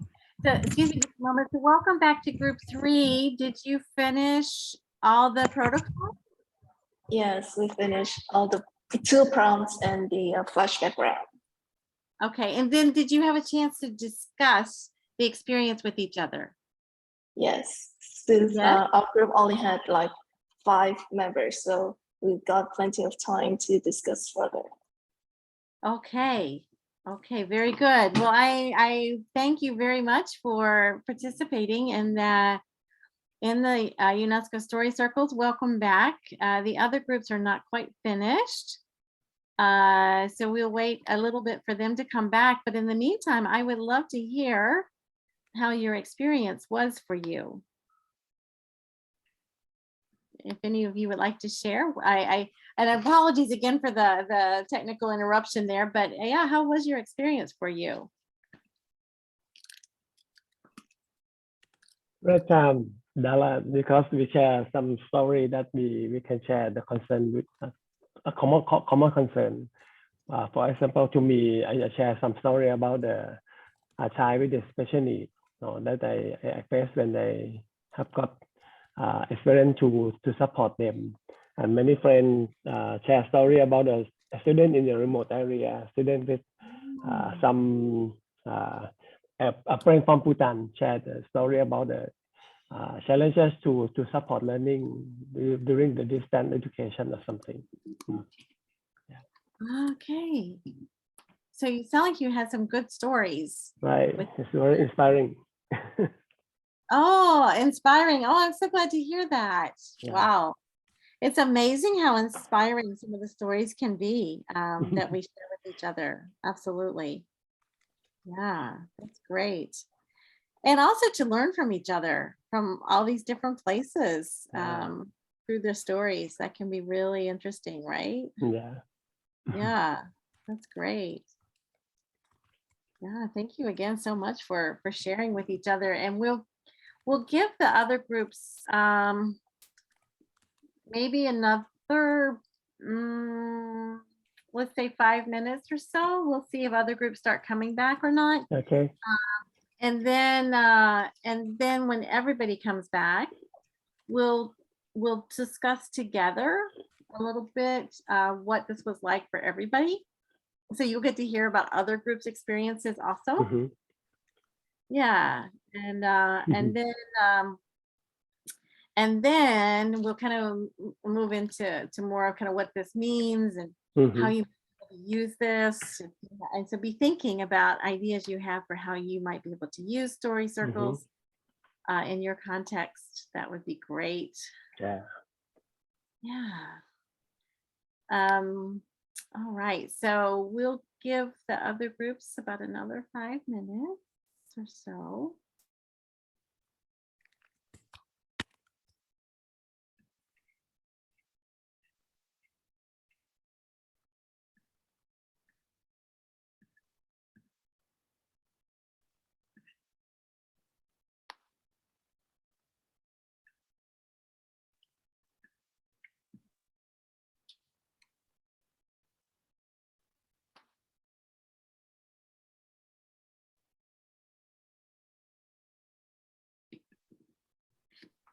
So just first to we sincerely apologize for the technical glitch, and also for a kind reminder kind reminder, because we have a second round tomorrow, and we also have breakout room sessions tomorrow. So for people who feel like they were willing to share more and willing to hear more, we welcome you to the tomorrow session, and you will definitely learn more from each other.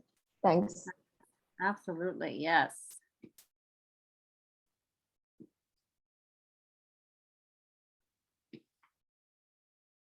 All right.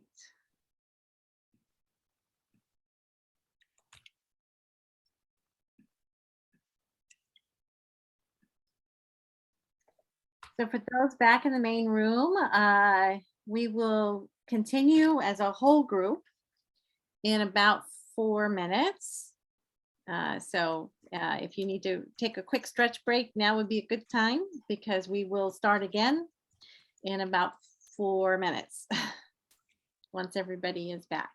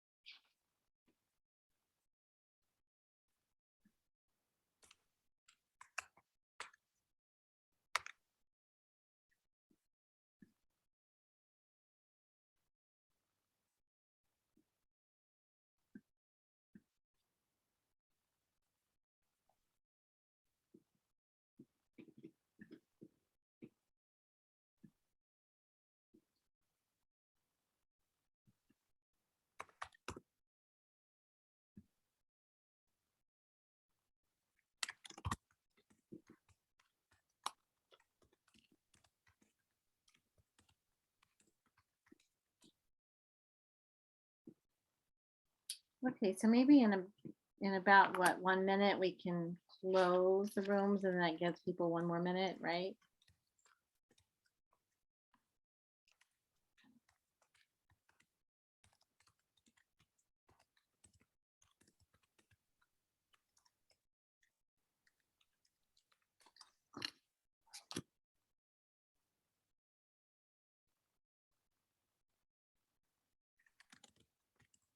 Oh, it's 4 minutes left, or maybe less. I don't know.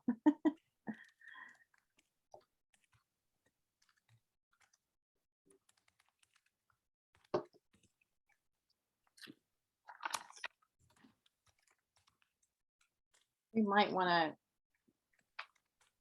bring them back closer to the top of the hour.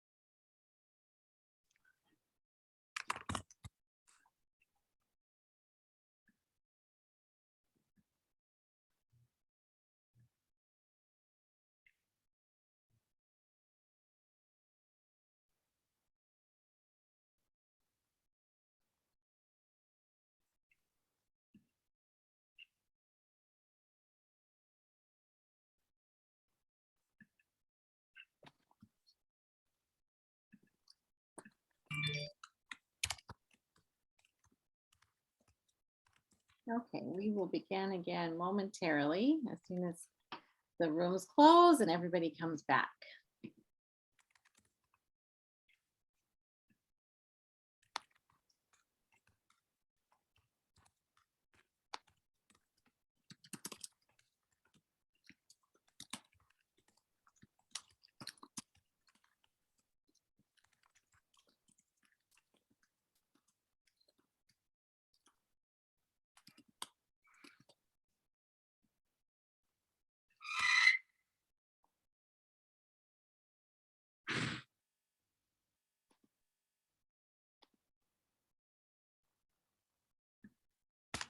All right, they'll be coming back shortly. So thank you.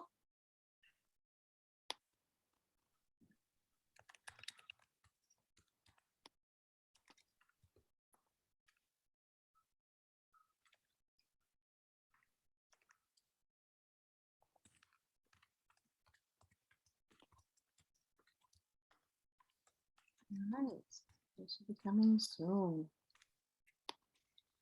All right, welcome back, everyone. Hopefully you got to complete the story circle experience, and now we really are glad you're back. And actually, we could just take down the slide. Let's just talk. So what I'd like to invite you to do is to type into chat a word or phrase that describes your story circle experience.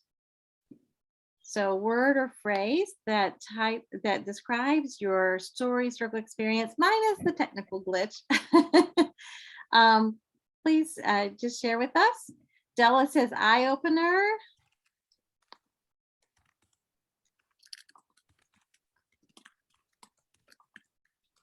Yeah, diverse. Mind opening. Yeah, oh, it's enjoyable. Great, thank you. Inspiring. Yes, I heard from others that it was inspiring to hear the stories that were shared. What else? What other words come to mind? Yeah, a lot of people saying inspiring, insightful. Enjoyed the sharing, hearing different perspectives. It was very interesting. Worth listening and learning from each other. Yes, thank you for sharing that. Admiring. Yeah, heartwarming. Oh, that's really special. It made you think. Yeah, the experience of cultural diversity. This is such an amazingly diverse group gathered here today. That we all share common concern around the role of education. That it was fantastic. It was a friendly discussion. Good networking, absolutely. A way to kind of learn to think differently, right? In a new way. It was an amazing, great. Thank you so much for sharing. So would anyone, I invite any of you to elaborate on any of these words that you shared. If you want to raise your hand, and then if you want to share a little bit further with us, we would love to hear from you. If anybody would like to share further about what you wrote here or about the experience overall. Della, yes, please. We would love to hear from you. Well, my experience is quite surprising because I thought my perception of the story is different from others. You know, it's really surprising that they would have other thoughts other than me. So it opens a variety of situations. It opens doors of, you know, learning. For example, you thought that the suggestion or the comment of another person is like general, but each of us expressed a different ex- express a different tone based on the stories. So it's the first time that I experienced such, that nobody says like just one portion the same. Like sometimes when you have a beauty pageant or something like a question and answer, and they say, oh, my answer is the same as Miss Philippines because she thinks that it never happened in the group. I mean, there's no one opinion the same as the other. So I think this circle of conversations, or it gets somewhere. It will create a new dimension. So I'm very thankful that I was able to be a part of Group 6. Thank you, guys. Oh, wonderful. Thank you so much for sharing that. Yeah, thank you so much for sharing the insights and kind of the experience of the stories themselves, and the way that it kind of creates new dimensions and new perspectives.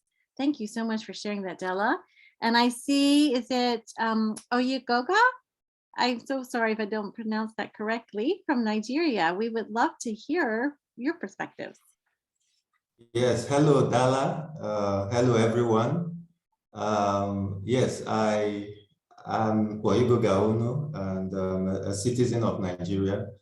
Actually, what I observed from our breakout session was that there was this need, this urge within us, that curiosity within us to want to see how we could share something useful to the other person, to the other participant. I could see that curiosity and desire being displayed. And I think that is something that is very valuable when people from different cultural backgrounds and professional expertise meet on this kind of forum or workshop. I feel happy and it's quite heartwarming to me because it removes most of the stress we face in the world presently, and it shows that people are really interested in having a turnaround from the pathway, the unsustainable pathway that the world is going, and it gives me that courage. I see we have that courage, like I shared with one of the participants, to work on a project. Okay, so I can sense that we are all here to solve problems, and we have that curiosity. So this is a feeling that I had from that small breakout session we had. Thank you.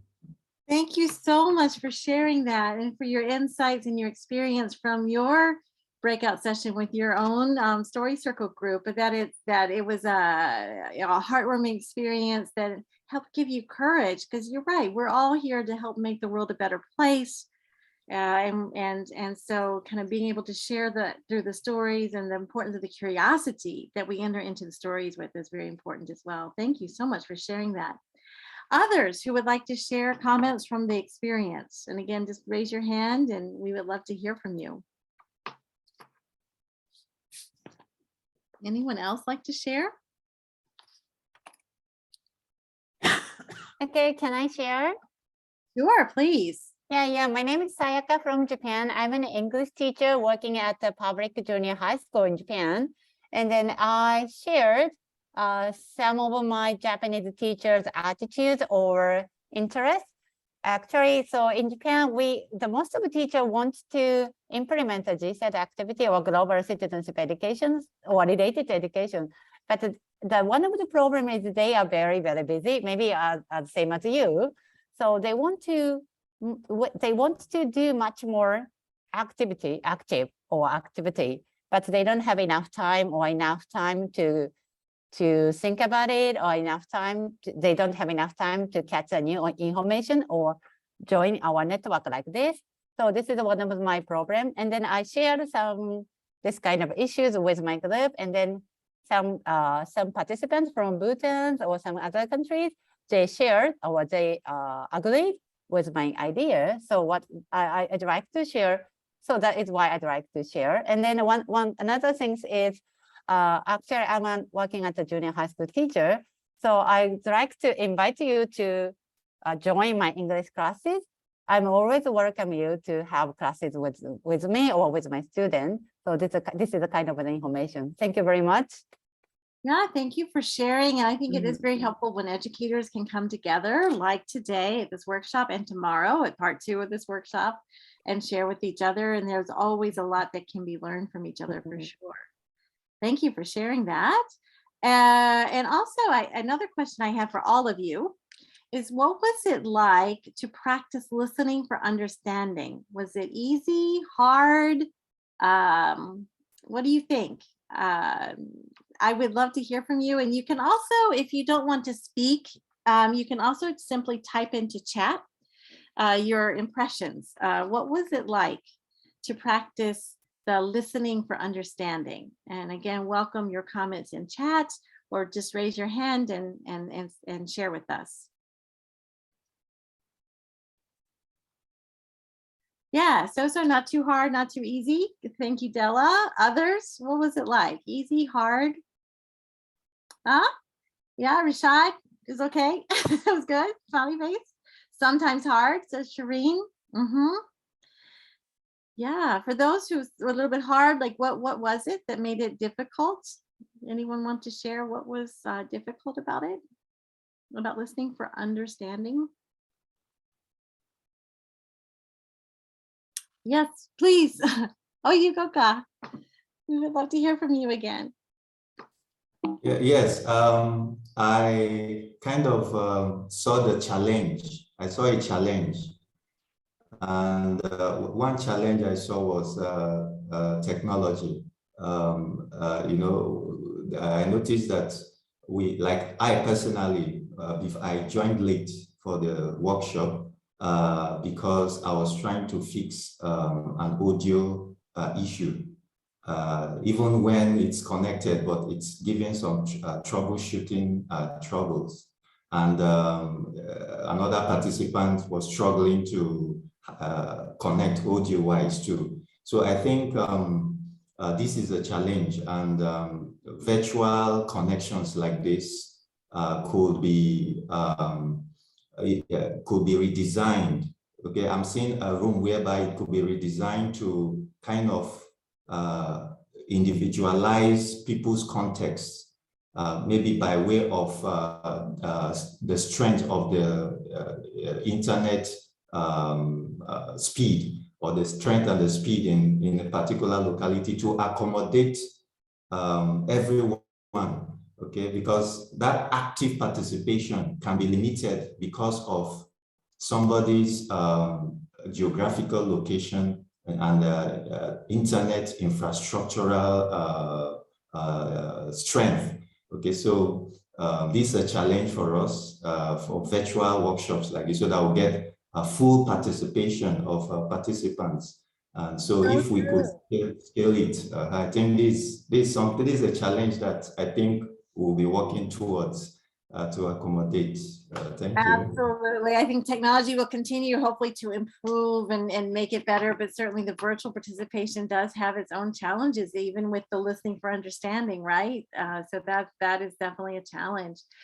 Another question for all of you, and thank you for those who shared further in the chat too. For example, Makoto said it depends on the topic as to whether it's possible or not to listen as easily for understanding. Another question for you is, what was it like to experience the flashbacks, to hear your story through the eyes of others, or to give flashbacks to your colleagues? What was that like? Thoughts? And again, you can type those comments into chat or just raise your hand or unmute and share with us about the flashbacks. So Rishad says it was great to experience the flashbacks. Others, what was that experience like?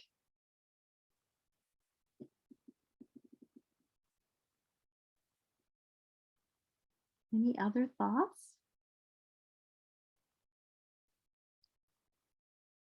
I will share that when we were doing this in a middle school, one young man told us that it was the first time in his life that he had ever felt heard, that the flashbacks can be very powerful to those who have never felt heard.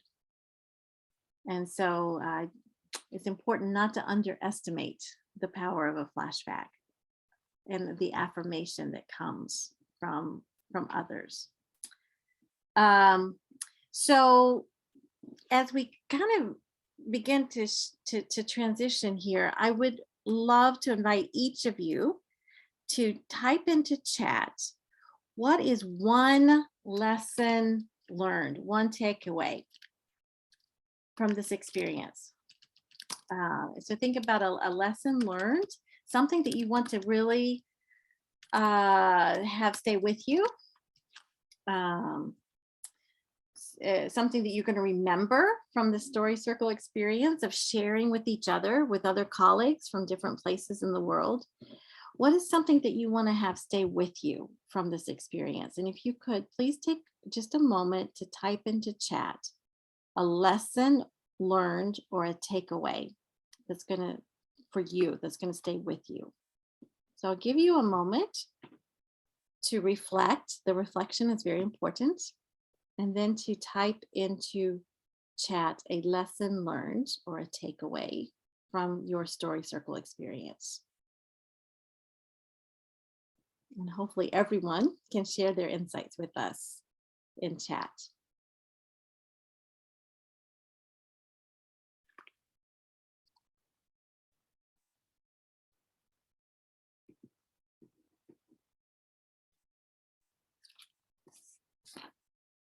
Great, thank you so much for already typing in some lessons learned. That is very wonderful to read those.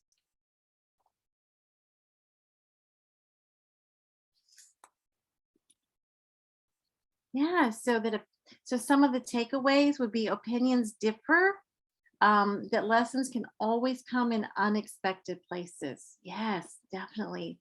That one's understanding and knowledge can be greatly enriched through hands-on experience and through the interaction with others, and more authentic interaction, right? More genuine interactions with each other. That it was interesting to listen to others' interpretations. Yes, isn't it though, with the flashbacks and to hear their input on our own stories. Sometimes I wonder, that was what was interesting about my story. But it is interesting to hear that, right, from others. Yes, the flashback, provided to be able to reconnect with some of the experience and it kind of allowed for some of that reflection, right? And you were able to even revisit maybe an old story with new energy and get new perspectives on that story. And that stories are something that we can kind of grow through and learn from. That, it's a kind of door, a way of learning from others. Being a listener is easy, but being a good listener is tough.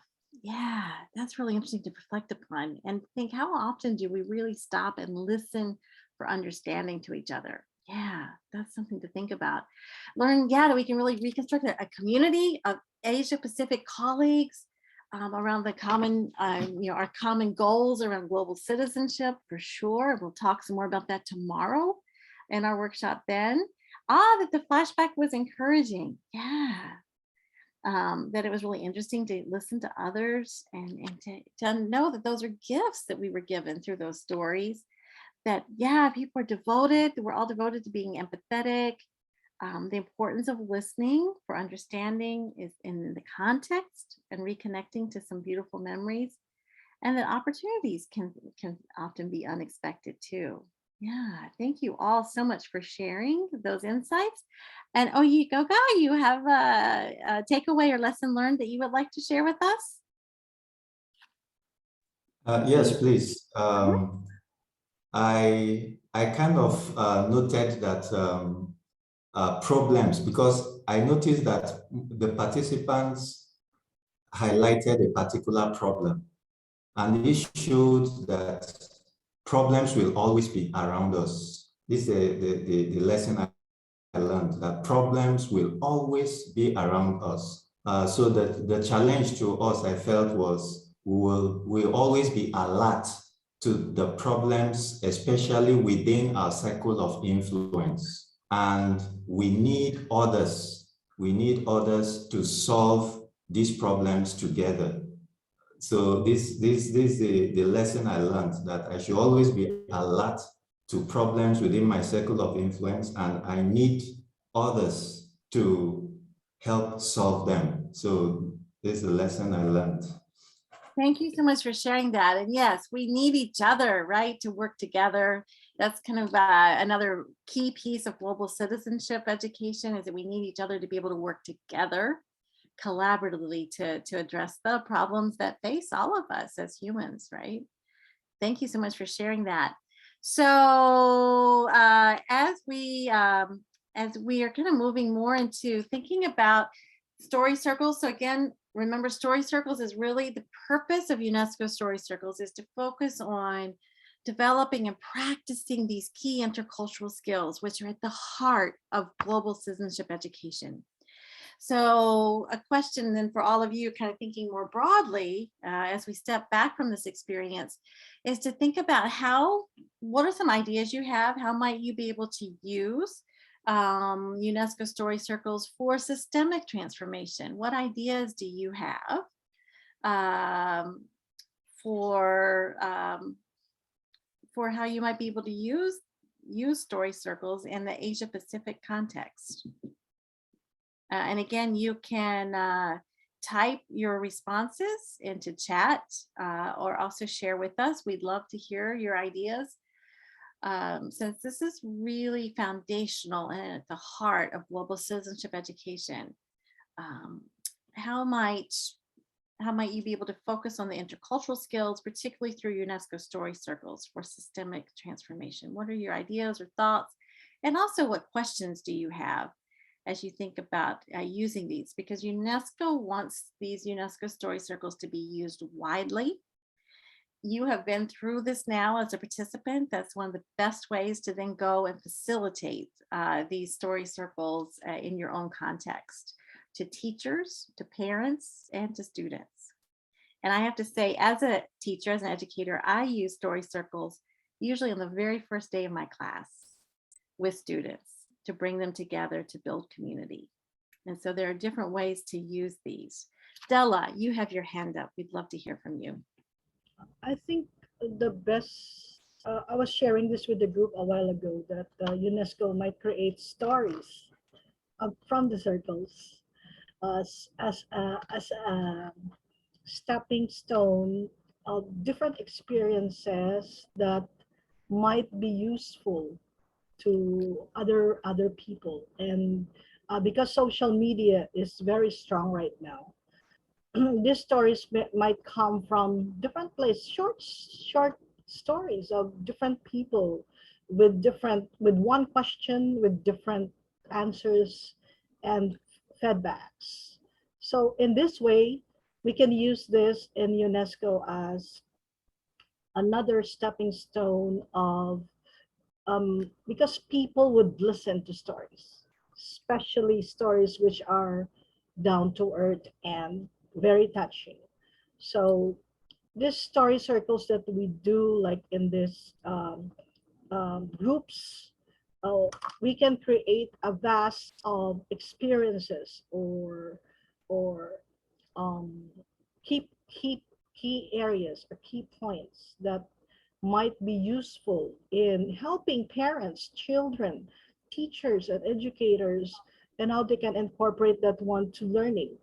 Because it's easier to use these stories for people to learn, because the classroom setting is quite sometimes a boring place to be if you're in the classroom for a long time. So there might be the inclusion of the GCED in the curriculum for schools using story circles.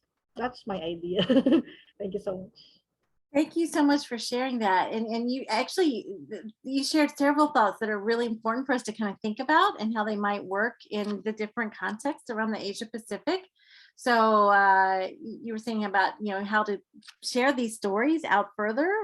Something you said reminded me, maybe there are other ways to share these stories, like you said, through social media, to work with parents in story circles, to really try to integrate the story circles into the GCED curriculum would be really, I think, powerful for the students. And it makes it a bit more real, because in the end, also GCED is about relationships and about interconnections, right? And the story circles illustrate that so beautifully about how we are all interconnected. So if there are ways to integrate into the curriculum, certainly that would be good. And tomorrow at the workshop, we'll talk even more about the curriculum in that way too. Thank you so much for sharing that. And Wilma shared her takeaway that we're coming from diverse backgrounds, but then there's that commonality, right, of helping to build a better world, that's inspiring to listen to others, that we all want to kind of make these differences to help build the bridges to each other and extend helping hands. And Wilma also shared that her school is sharing benchmarking practices around GCED and SDGs. Great, that is really encouraging to hear. Thank you for sharing that, Wilma. And Rishad, we would love to hear from you. Oh, thanks. Thanks for organizing this kind of session with GCEDs. My comment on the problem with that storytelling is a good one. But it needs to be practiced in a very fine-tuned way. Like in Bangladesh, I go for study circles, like storytelling. As a passionate about, we have some study circles, but for me, it's quite new things, because in school, it will be different from the study circle to storytelling. So it need to be practiced regularly, and we can, if we practice this sort of storytelling in our life, like in school, in the school ground, or in the social life, it will be motivated our sessions. One thing is more important, that it's tough. It's easy to be a listener, but it's tough to be a good listener, because I have to recall someone's other story, find out what they have talk about, what the new things. And it's quite privileged to know that someone's taking my stories as inspiration, as a motivation. That's the basics and the good thing of a storytelling. Thanks. Yes, your quote is going to really stick with me about it's tough to be a good listener, right? Thank you so much for sharing that. And yeah, that the story circles might be new in some context around the Asia Pacific, and it's important maybe to practice those regularly. And I know that there are teachers who actually use the story circles every week with their students, a different prompt. And maybe this is a good time to kind of shift to looking a little bit more practically. So if we could pull up some of the slides now, we have a few more slides to share with you all.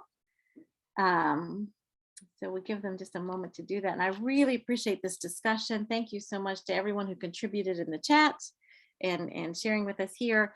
But let's see if we can get some of the slides back up, because I wanted to let you know that all of what you just experienced today is available through an open access manual through UNESCO. And you can download what we've done today, and you can download it in at least 6 different languages. And I understand from UNESCO that Mandarin is about to launch at the end of this year. So there are more languages that are coming, but this is what the manual looks like. So this is all available through this open access manual. And in the manual, you'll find the instructions, things that we did today, including in the very back of the book, frequently asked questions. So that's a resource that you can use. But also in the back, there's, for example, an action plan that once you've had, let's say if you're a teacher and you use story circles with your students, then you can, after you have them go through this experience, you can have them complete the action plan about what are they going to do differently next time they interact with people who are different from themselves. And then you can even have them, bring the action plan and talk about it again, like in another 4 weeks or 6 weeks, to say, how are you doing on the action plan, if you'll be seeing them again. We have used these with professors at my university. We've used story circles. There are just many different ways that story circles can be used at all different levels. And even for teachers, this can be very eye-opening experience, because sometimes our students are further along in their intercultural journeys than the teachers. And so that can be really interesting also for teachers to experience that. So anyway, lots of resources here, including, so this is, as you saw, a very structured protocol, but it's also very adaptable to your context, because what we use today, the prompts, you can use other prompts. You don't have to use the ones we did today. The ones today happen to be the most common ones that we use, but in this manual, you will find other examples of prompts, and you might find that those might be more appropriate to use. And if you don't like those, then you can, there's a page in the manual about how you create your own, intercultural prompts. So if we can go on to the next slide. Yeah, some of the lessons learned from other story circles. The picture there is from Oman. That was our last in-person story circle training before the pandemic hit. That was at the very end of February 2020. But you can see there some of the lessons learned, and some of these you also were sharing today. So I'll leave you to see those. And then on the next slide, if we can go on to the next one, that is the link to the manual that I was sharing with you. So lots of resources in the back, including some that are from I've worked with colleagues at Harvard, and some of the resources in the back have some of the Harvard resources as well. And even the Think of Someone Who activity that we did today is actually an activity from the manual. And it looks a little different if you do it in person.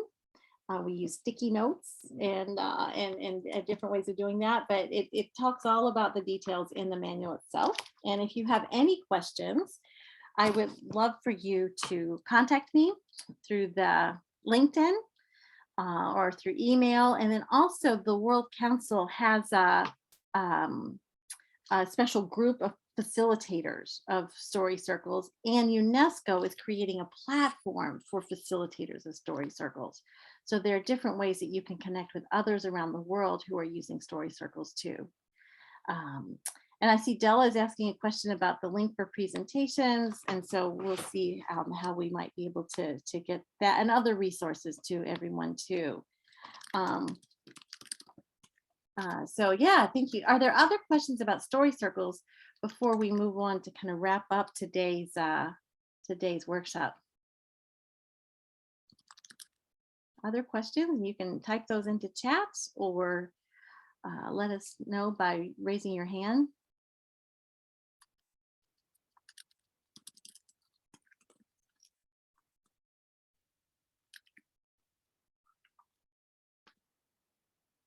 Other questions? Okay. Anytime you have questions, again, contact me through LinkedIn, or I will put my email again here. Would welcome you to kind of questions, and I would love to hear how it goes if you're using story circles. So now, kind of as we step back again, if you recall, we started this experience with having you think of someone that you know, either personally or known to you, who you feel essentially exhibits intercultural competence, these intercultural skills that are so important to global citizenship. So let's talk just a little bit more about that now, to unpack that a little bit more. So let's go on to the next slide, if we can. So I want to come back to this framework that I shared with you in the beginning. And it really, again, as you saw from the one other diagram, really overlaps as being at the core heart of global citizenship education. To unpack this a little bit more, what you see here are kind of two variations of the same elements of intercultural competence. The one that has the arrows, though, is showing how this is a lifelong process for all of us. It's a lifelong journey. And as I mentioned, what we're finding in the research is that students are often further along in their intercultural journeys than the teachers. And it's so important to focus on how to support the teachers in their intercultural journeys. And we'll talk some more about that tomorrow in day 2 of our workshop, also with the teacher training. But let's unpack these different pieces around the framework. So if we go to the next slide, the key attitudes of intercultural competence and with global citizenship have to do with respect, openness, and curiosity. This is emerging from the research. That respect is, as I mentioned earlier, a cornerstone for UNESCO as we relate to one another as humans. And respect has to do with valuing each other as humans, especially when we don't agree with each other. So respect becomes a very important way forward, along with openness and of being open to learning about new ways of thinking, new ways of being and doing. And that all stems then from curiosity, of being curious to want to learn more, right? So those are some really important attitudes as foundational for developing these key intercultural skills. On the next slide, you will see some of the knowledge pieces and skill pieces that emerge. And if you'll hit enter one more time, you'll see the skills also. So the knowledge pieces are around cultural self-awareness, which are that's practiced through story circles. Then oftentimes in GCED curriculum, we might find culture-specific information or some of the deeper understanding around culture, the historical context, religious context, and so on.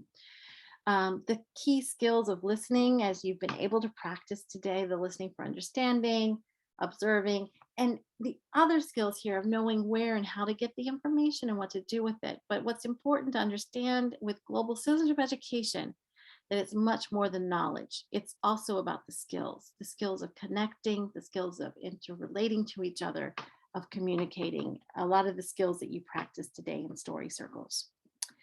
On the next slide, you'll see that together the knowledge, skills, and attitudes as a traditional definition of competence then come together in this internal outcome of hopefully as humans, we will become more adaptable, more flexible.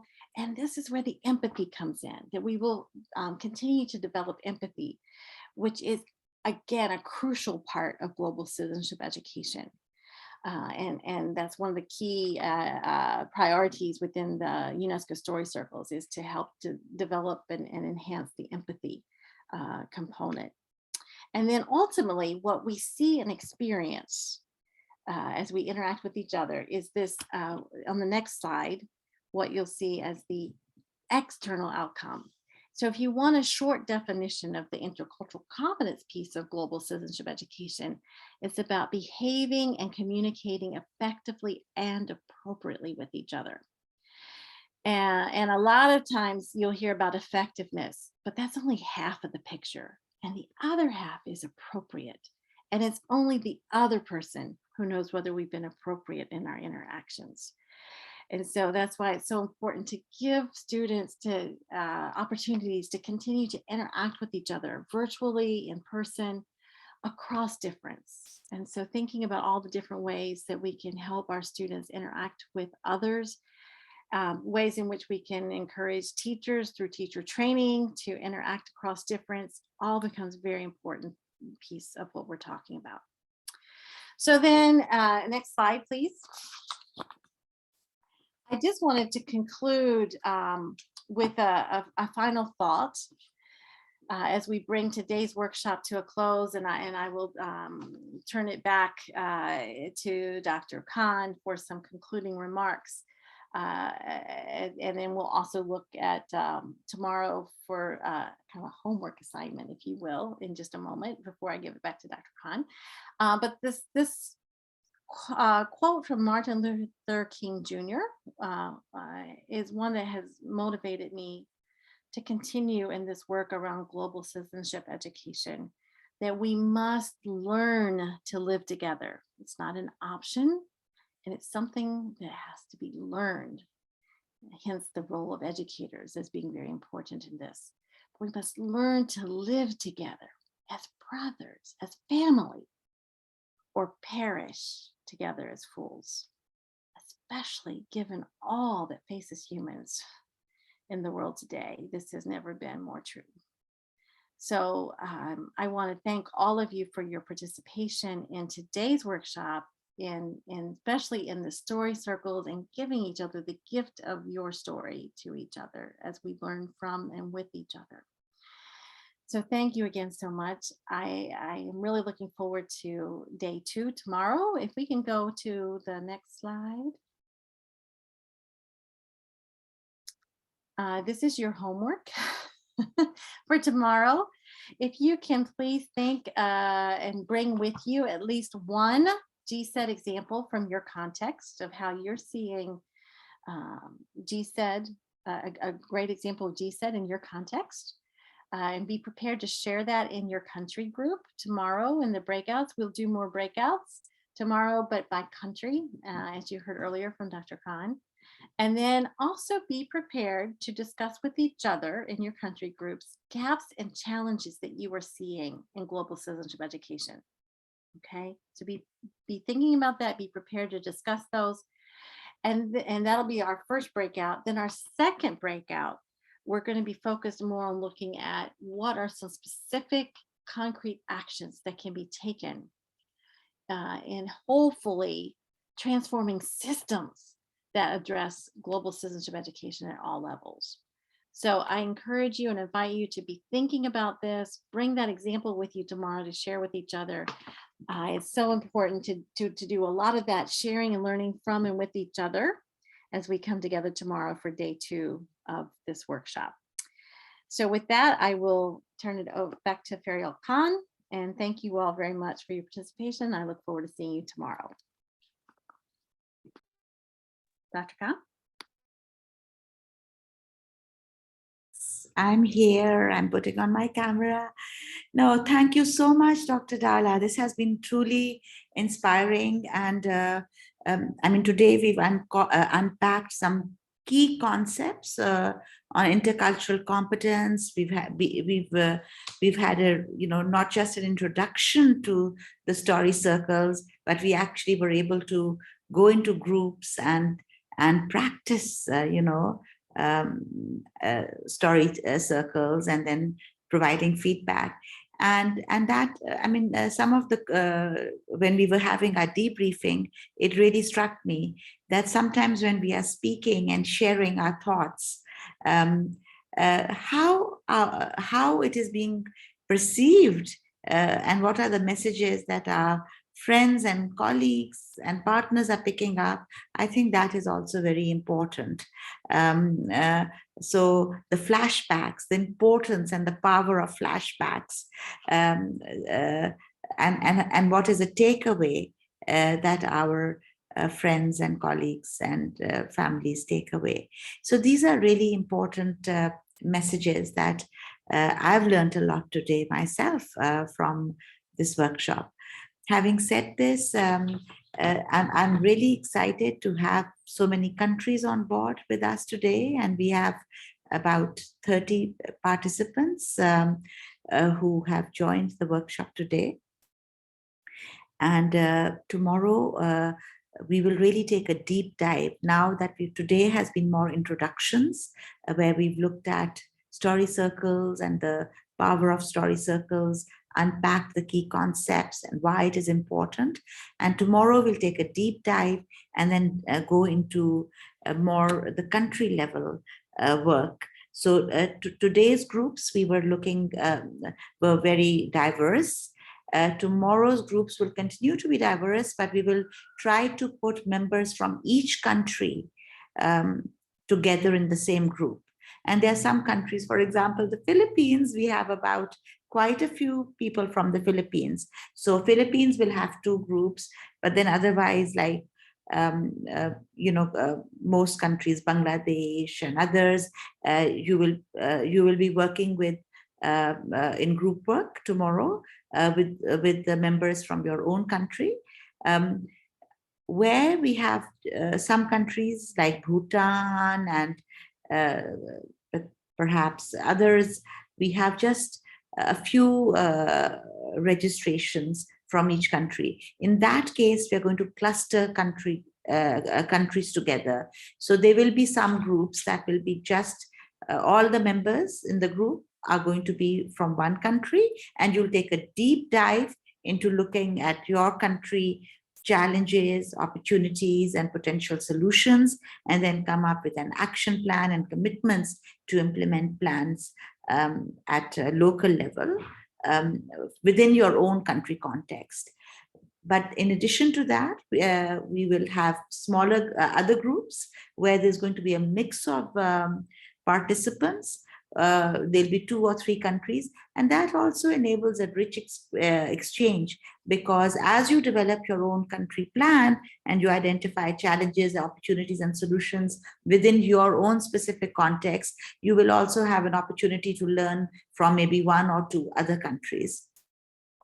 So I think tomorrow it's going to be really diving in deep and coming up with some plans and commitments that you then, as trainees of this workshop, can take back to your own country and then see how you can be a key contributor to taking GCED local and putting in place some paving stones for systemic transformations within education systems and also to advance GCED. So I think we've had quite a bit of, today was quite rich in sharing a lot of materials with you, unpacking concepts, sharing with you some of the global context. And tomorrow we will really go into a deep dive so that what can be done at local levels in your own specific context and how you can then be a key contributor to enable change and systemic transformation. So we really look forward to your participation to build on the dialogue that we've had today and take it further. If there are any questions you would like to ask, this is a good moment because I don't want to be the only one speaking. But if there are any burning questions, this is a very good time to ask those.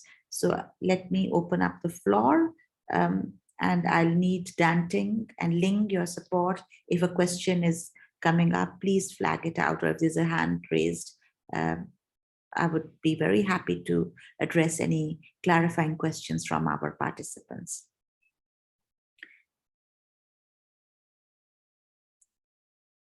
In addition, I would just like to say, we requested this morning that we would like one volunteer who will come back tomorrow morning and report back today's proceedings. What are the key lessons? What are some of the learnings from today's session? before we begin the session tomorrow. So do we already have a volunteer? Yes. So I would like to express my gratitude to Mr. Rishad Abdullah from DSHE Bangladesh. So he has kindly volunteered to be the rapporteur tomorrow to present us with the key messages and takeaways from day one of the workshop. That is excellent. Thank you so much. Our gratitude and appreciation. Thank you so much. We look forward to working with you. So please don't hesitate to reach out, if you want any, if you want to clarify with us, but we look forward to your debriefing and your perspectives on how, what was useful about today's session and what were some key messages that we need to carry with us tomorrow as we dive deep into the country level discussions. Another point that I would like to just share with you as we wrap up is tomorrow we will have about, I think about 8 or so, 8 groups, because Danting, do we know the number of groups for tomorrow? Yes, for tomorrow we have actually 8 groups, 8 country-specific groups, and also as noted for countries, yes. Wonderful. So we have 8 groups tomorrow. For each of the groups, we will request you tomorrow to very quickly appoint a facilitator who will kind of guide the group discussions tomorrow, but then also a reporter who will then report back to the plenary session tomorrow. And this reporter will also be taking some notes and some of the key messages from your group work. So we will request the rapporteurs to share their notes from each of the group works with us tomorrow. So this is, we want to ensure that we build on the lessons that are learned in the group work so that we can build on the excellent discussions and not lose some of the key messages that are discussed. So your reporting would be really very important. So for each group, and Danting, do we have a minute? Can we just share with everybody? Can we take just 2 or 3 minutes? And could you share the group work distribution for tomorrow?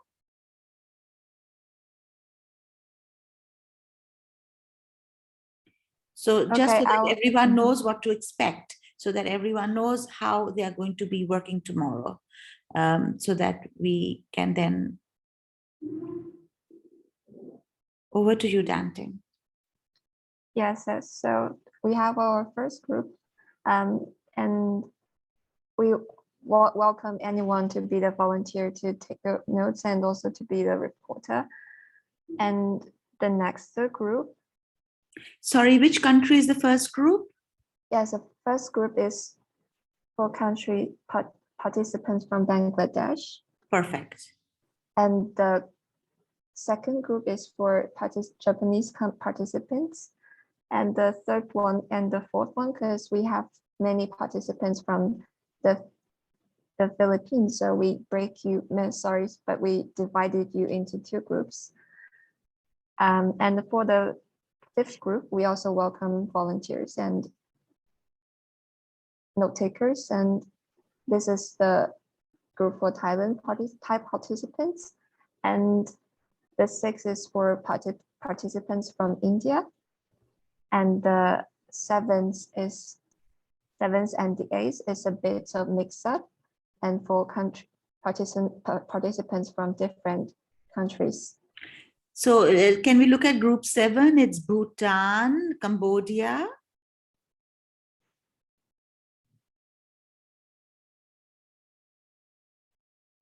Bhutan, Vietnam, and Cambodia. So group 7 will be working together, these 3 countries. And then group 8, we will have colleagues from Nigeria, Malaysia, Sri Lanka, China, Pakistan, Korea, Kazakhstan, because these member states have, not a fewer part. For group 7 in chat. Yeah, maybe people can put if they can volunteer in chat. Yeah, that would be more than welcomed. Yes. So what would be really great would be if yes, in chat, maybe today or tomorrow morning, you can maybe discuss and just volunteer in chat who will be the facilitator, who will be the note taker and rapporteur, just because we want to save time and then not waste time during when you open up the discussion, so that we can really dive in deep tomorrow. That would be great. So please share for your groups in the chat. That would be great. So we've had a very rich day today. Any last comments from anyone before we wrap up?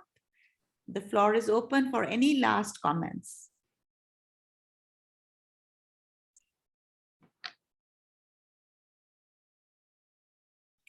Bida is asking if we could share the Excel sheet for group identification.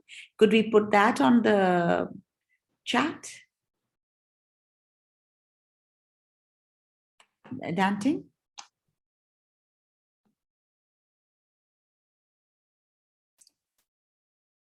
So it's a tentative list, and there are some other colleagues. Some colleagues have not joined. Some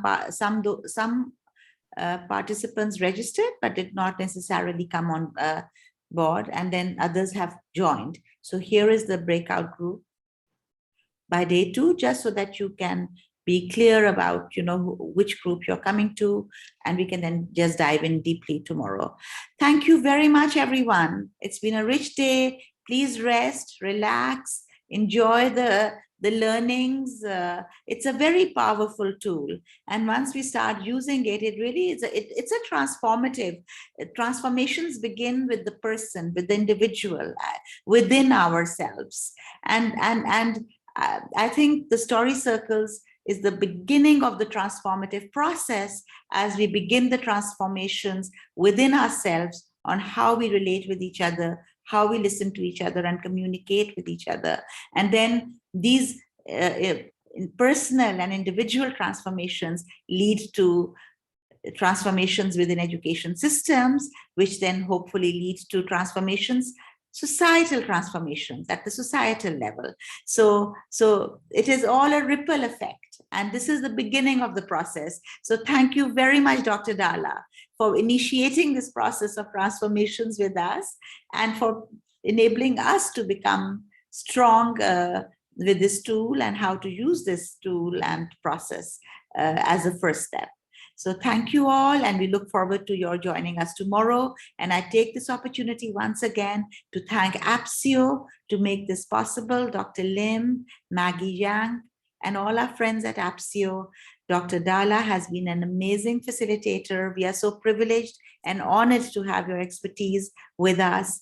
And I would really like to thank all our colleagues from UNESCO, Marguerite Sachs Israel, Chief of Education, for inclusive quality education, and all our colleagues in IQE, and Ling, Danting, Ningsi, our colleagues who are specifically focused on 4.7. And I want to thank Hun Chanchana, who has been really enabling the IT work, and Hun Job, who has really been supporting us, Kun Tam, lots and lots of colleagues, and Kun Greg.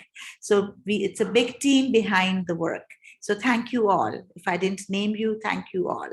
So I look forward to seeing you tomorrow. And we are on time.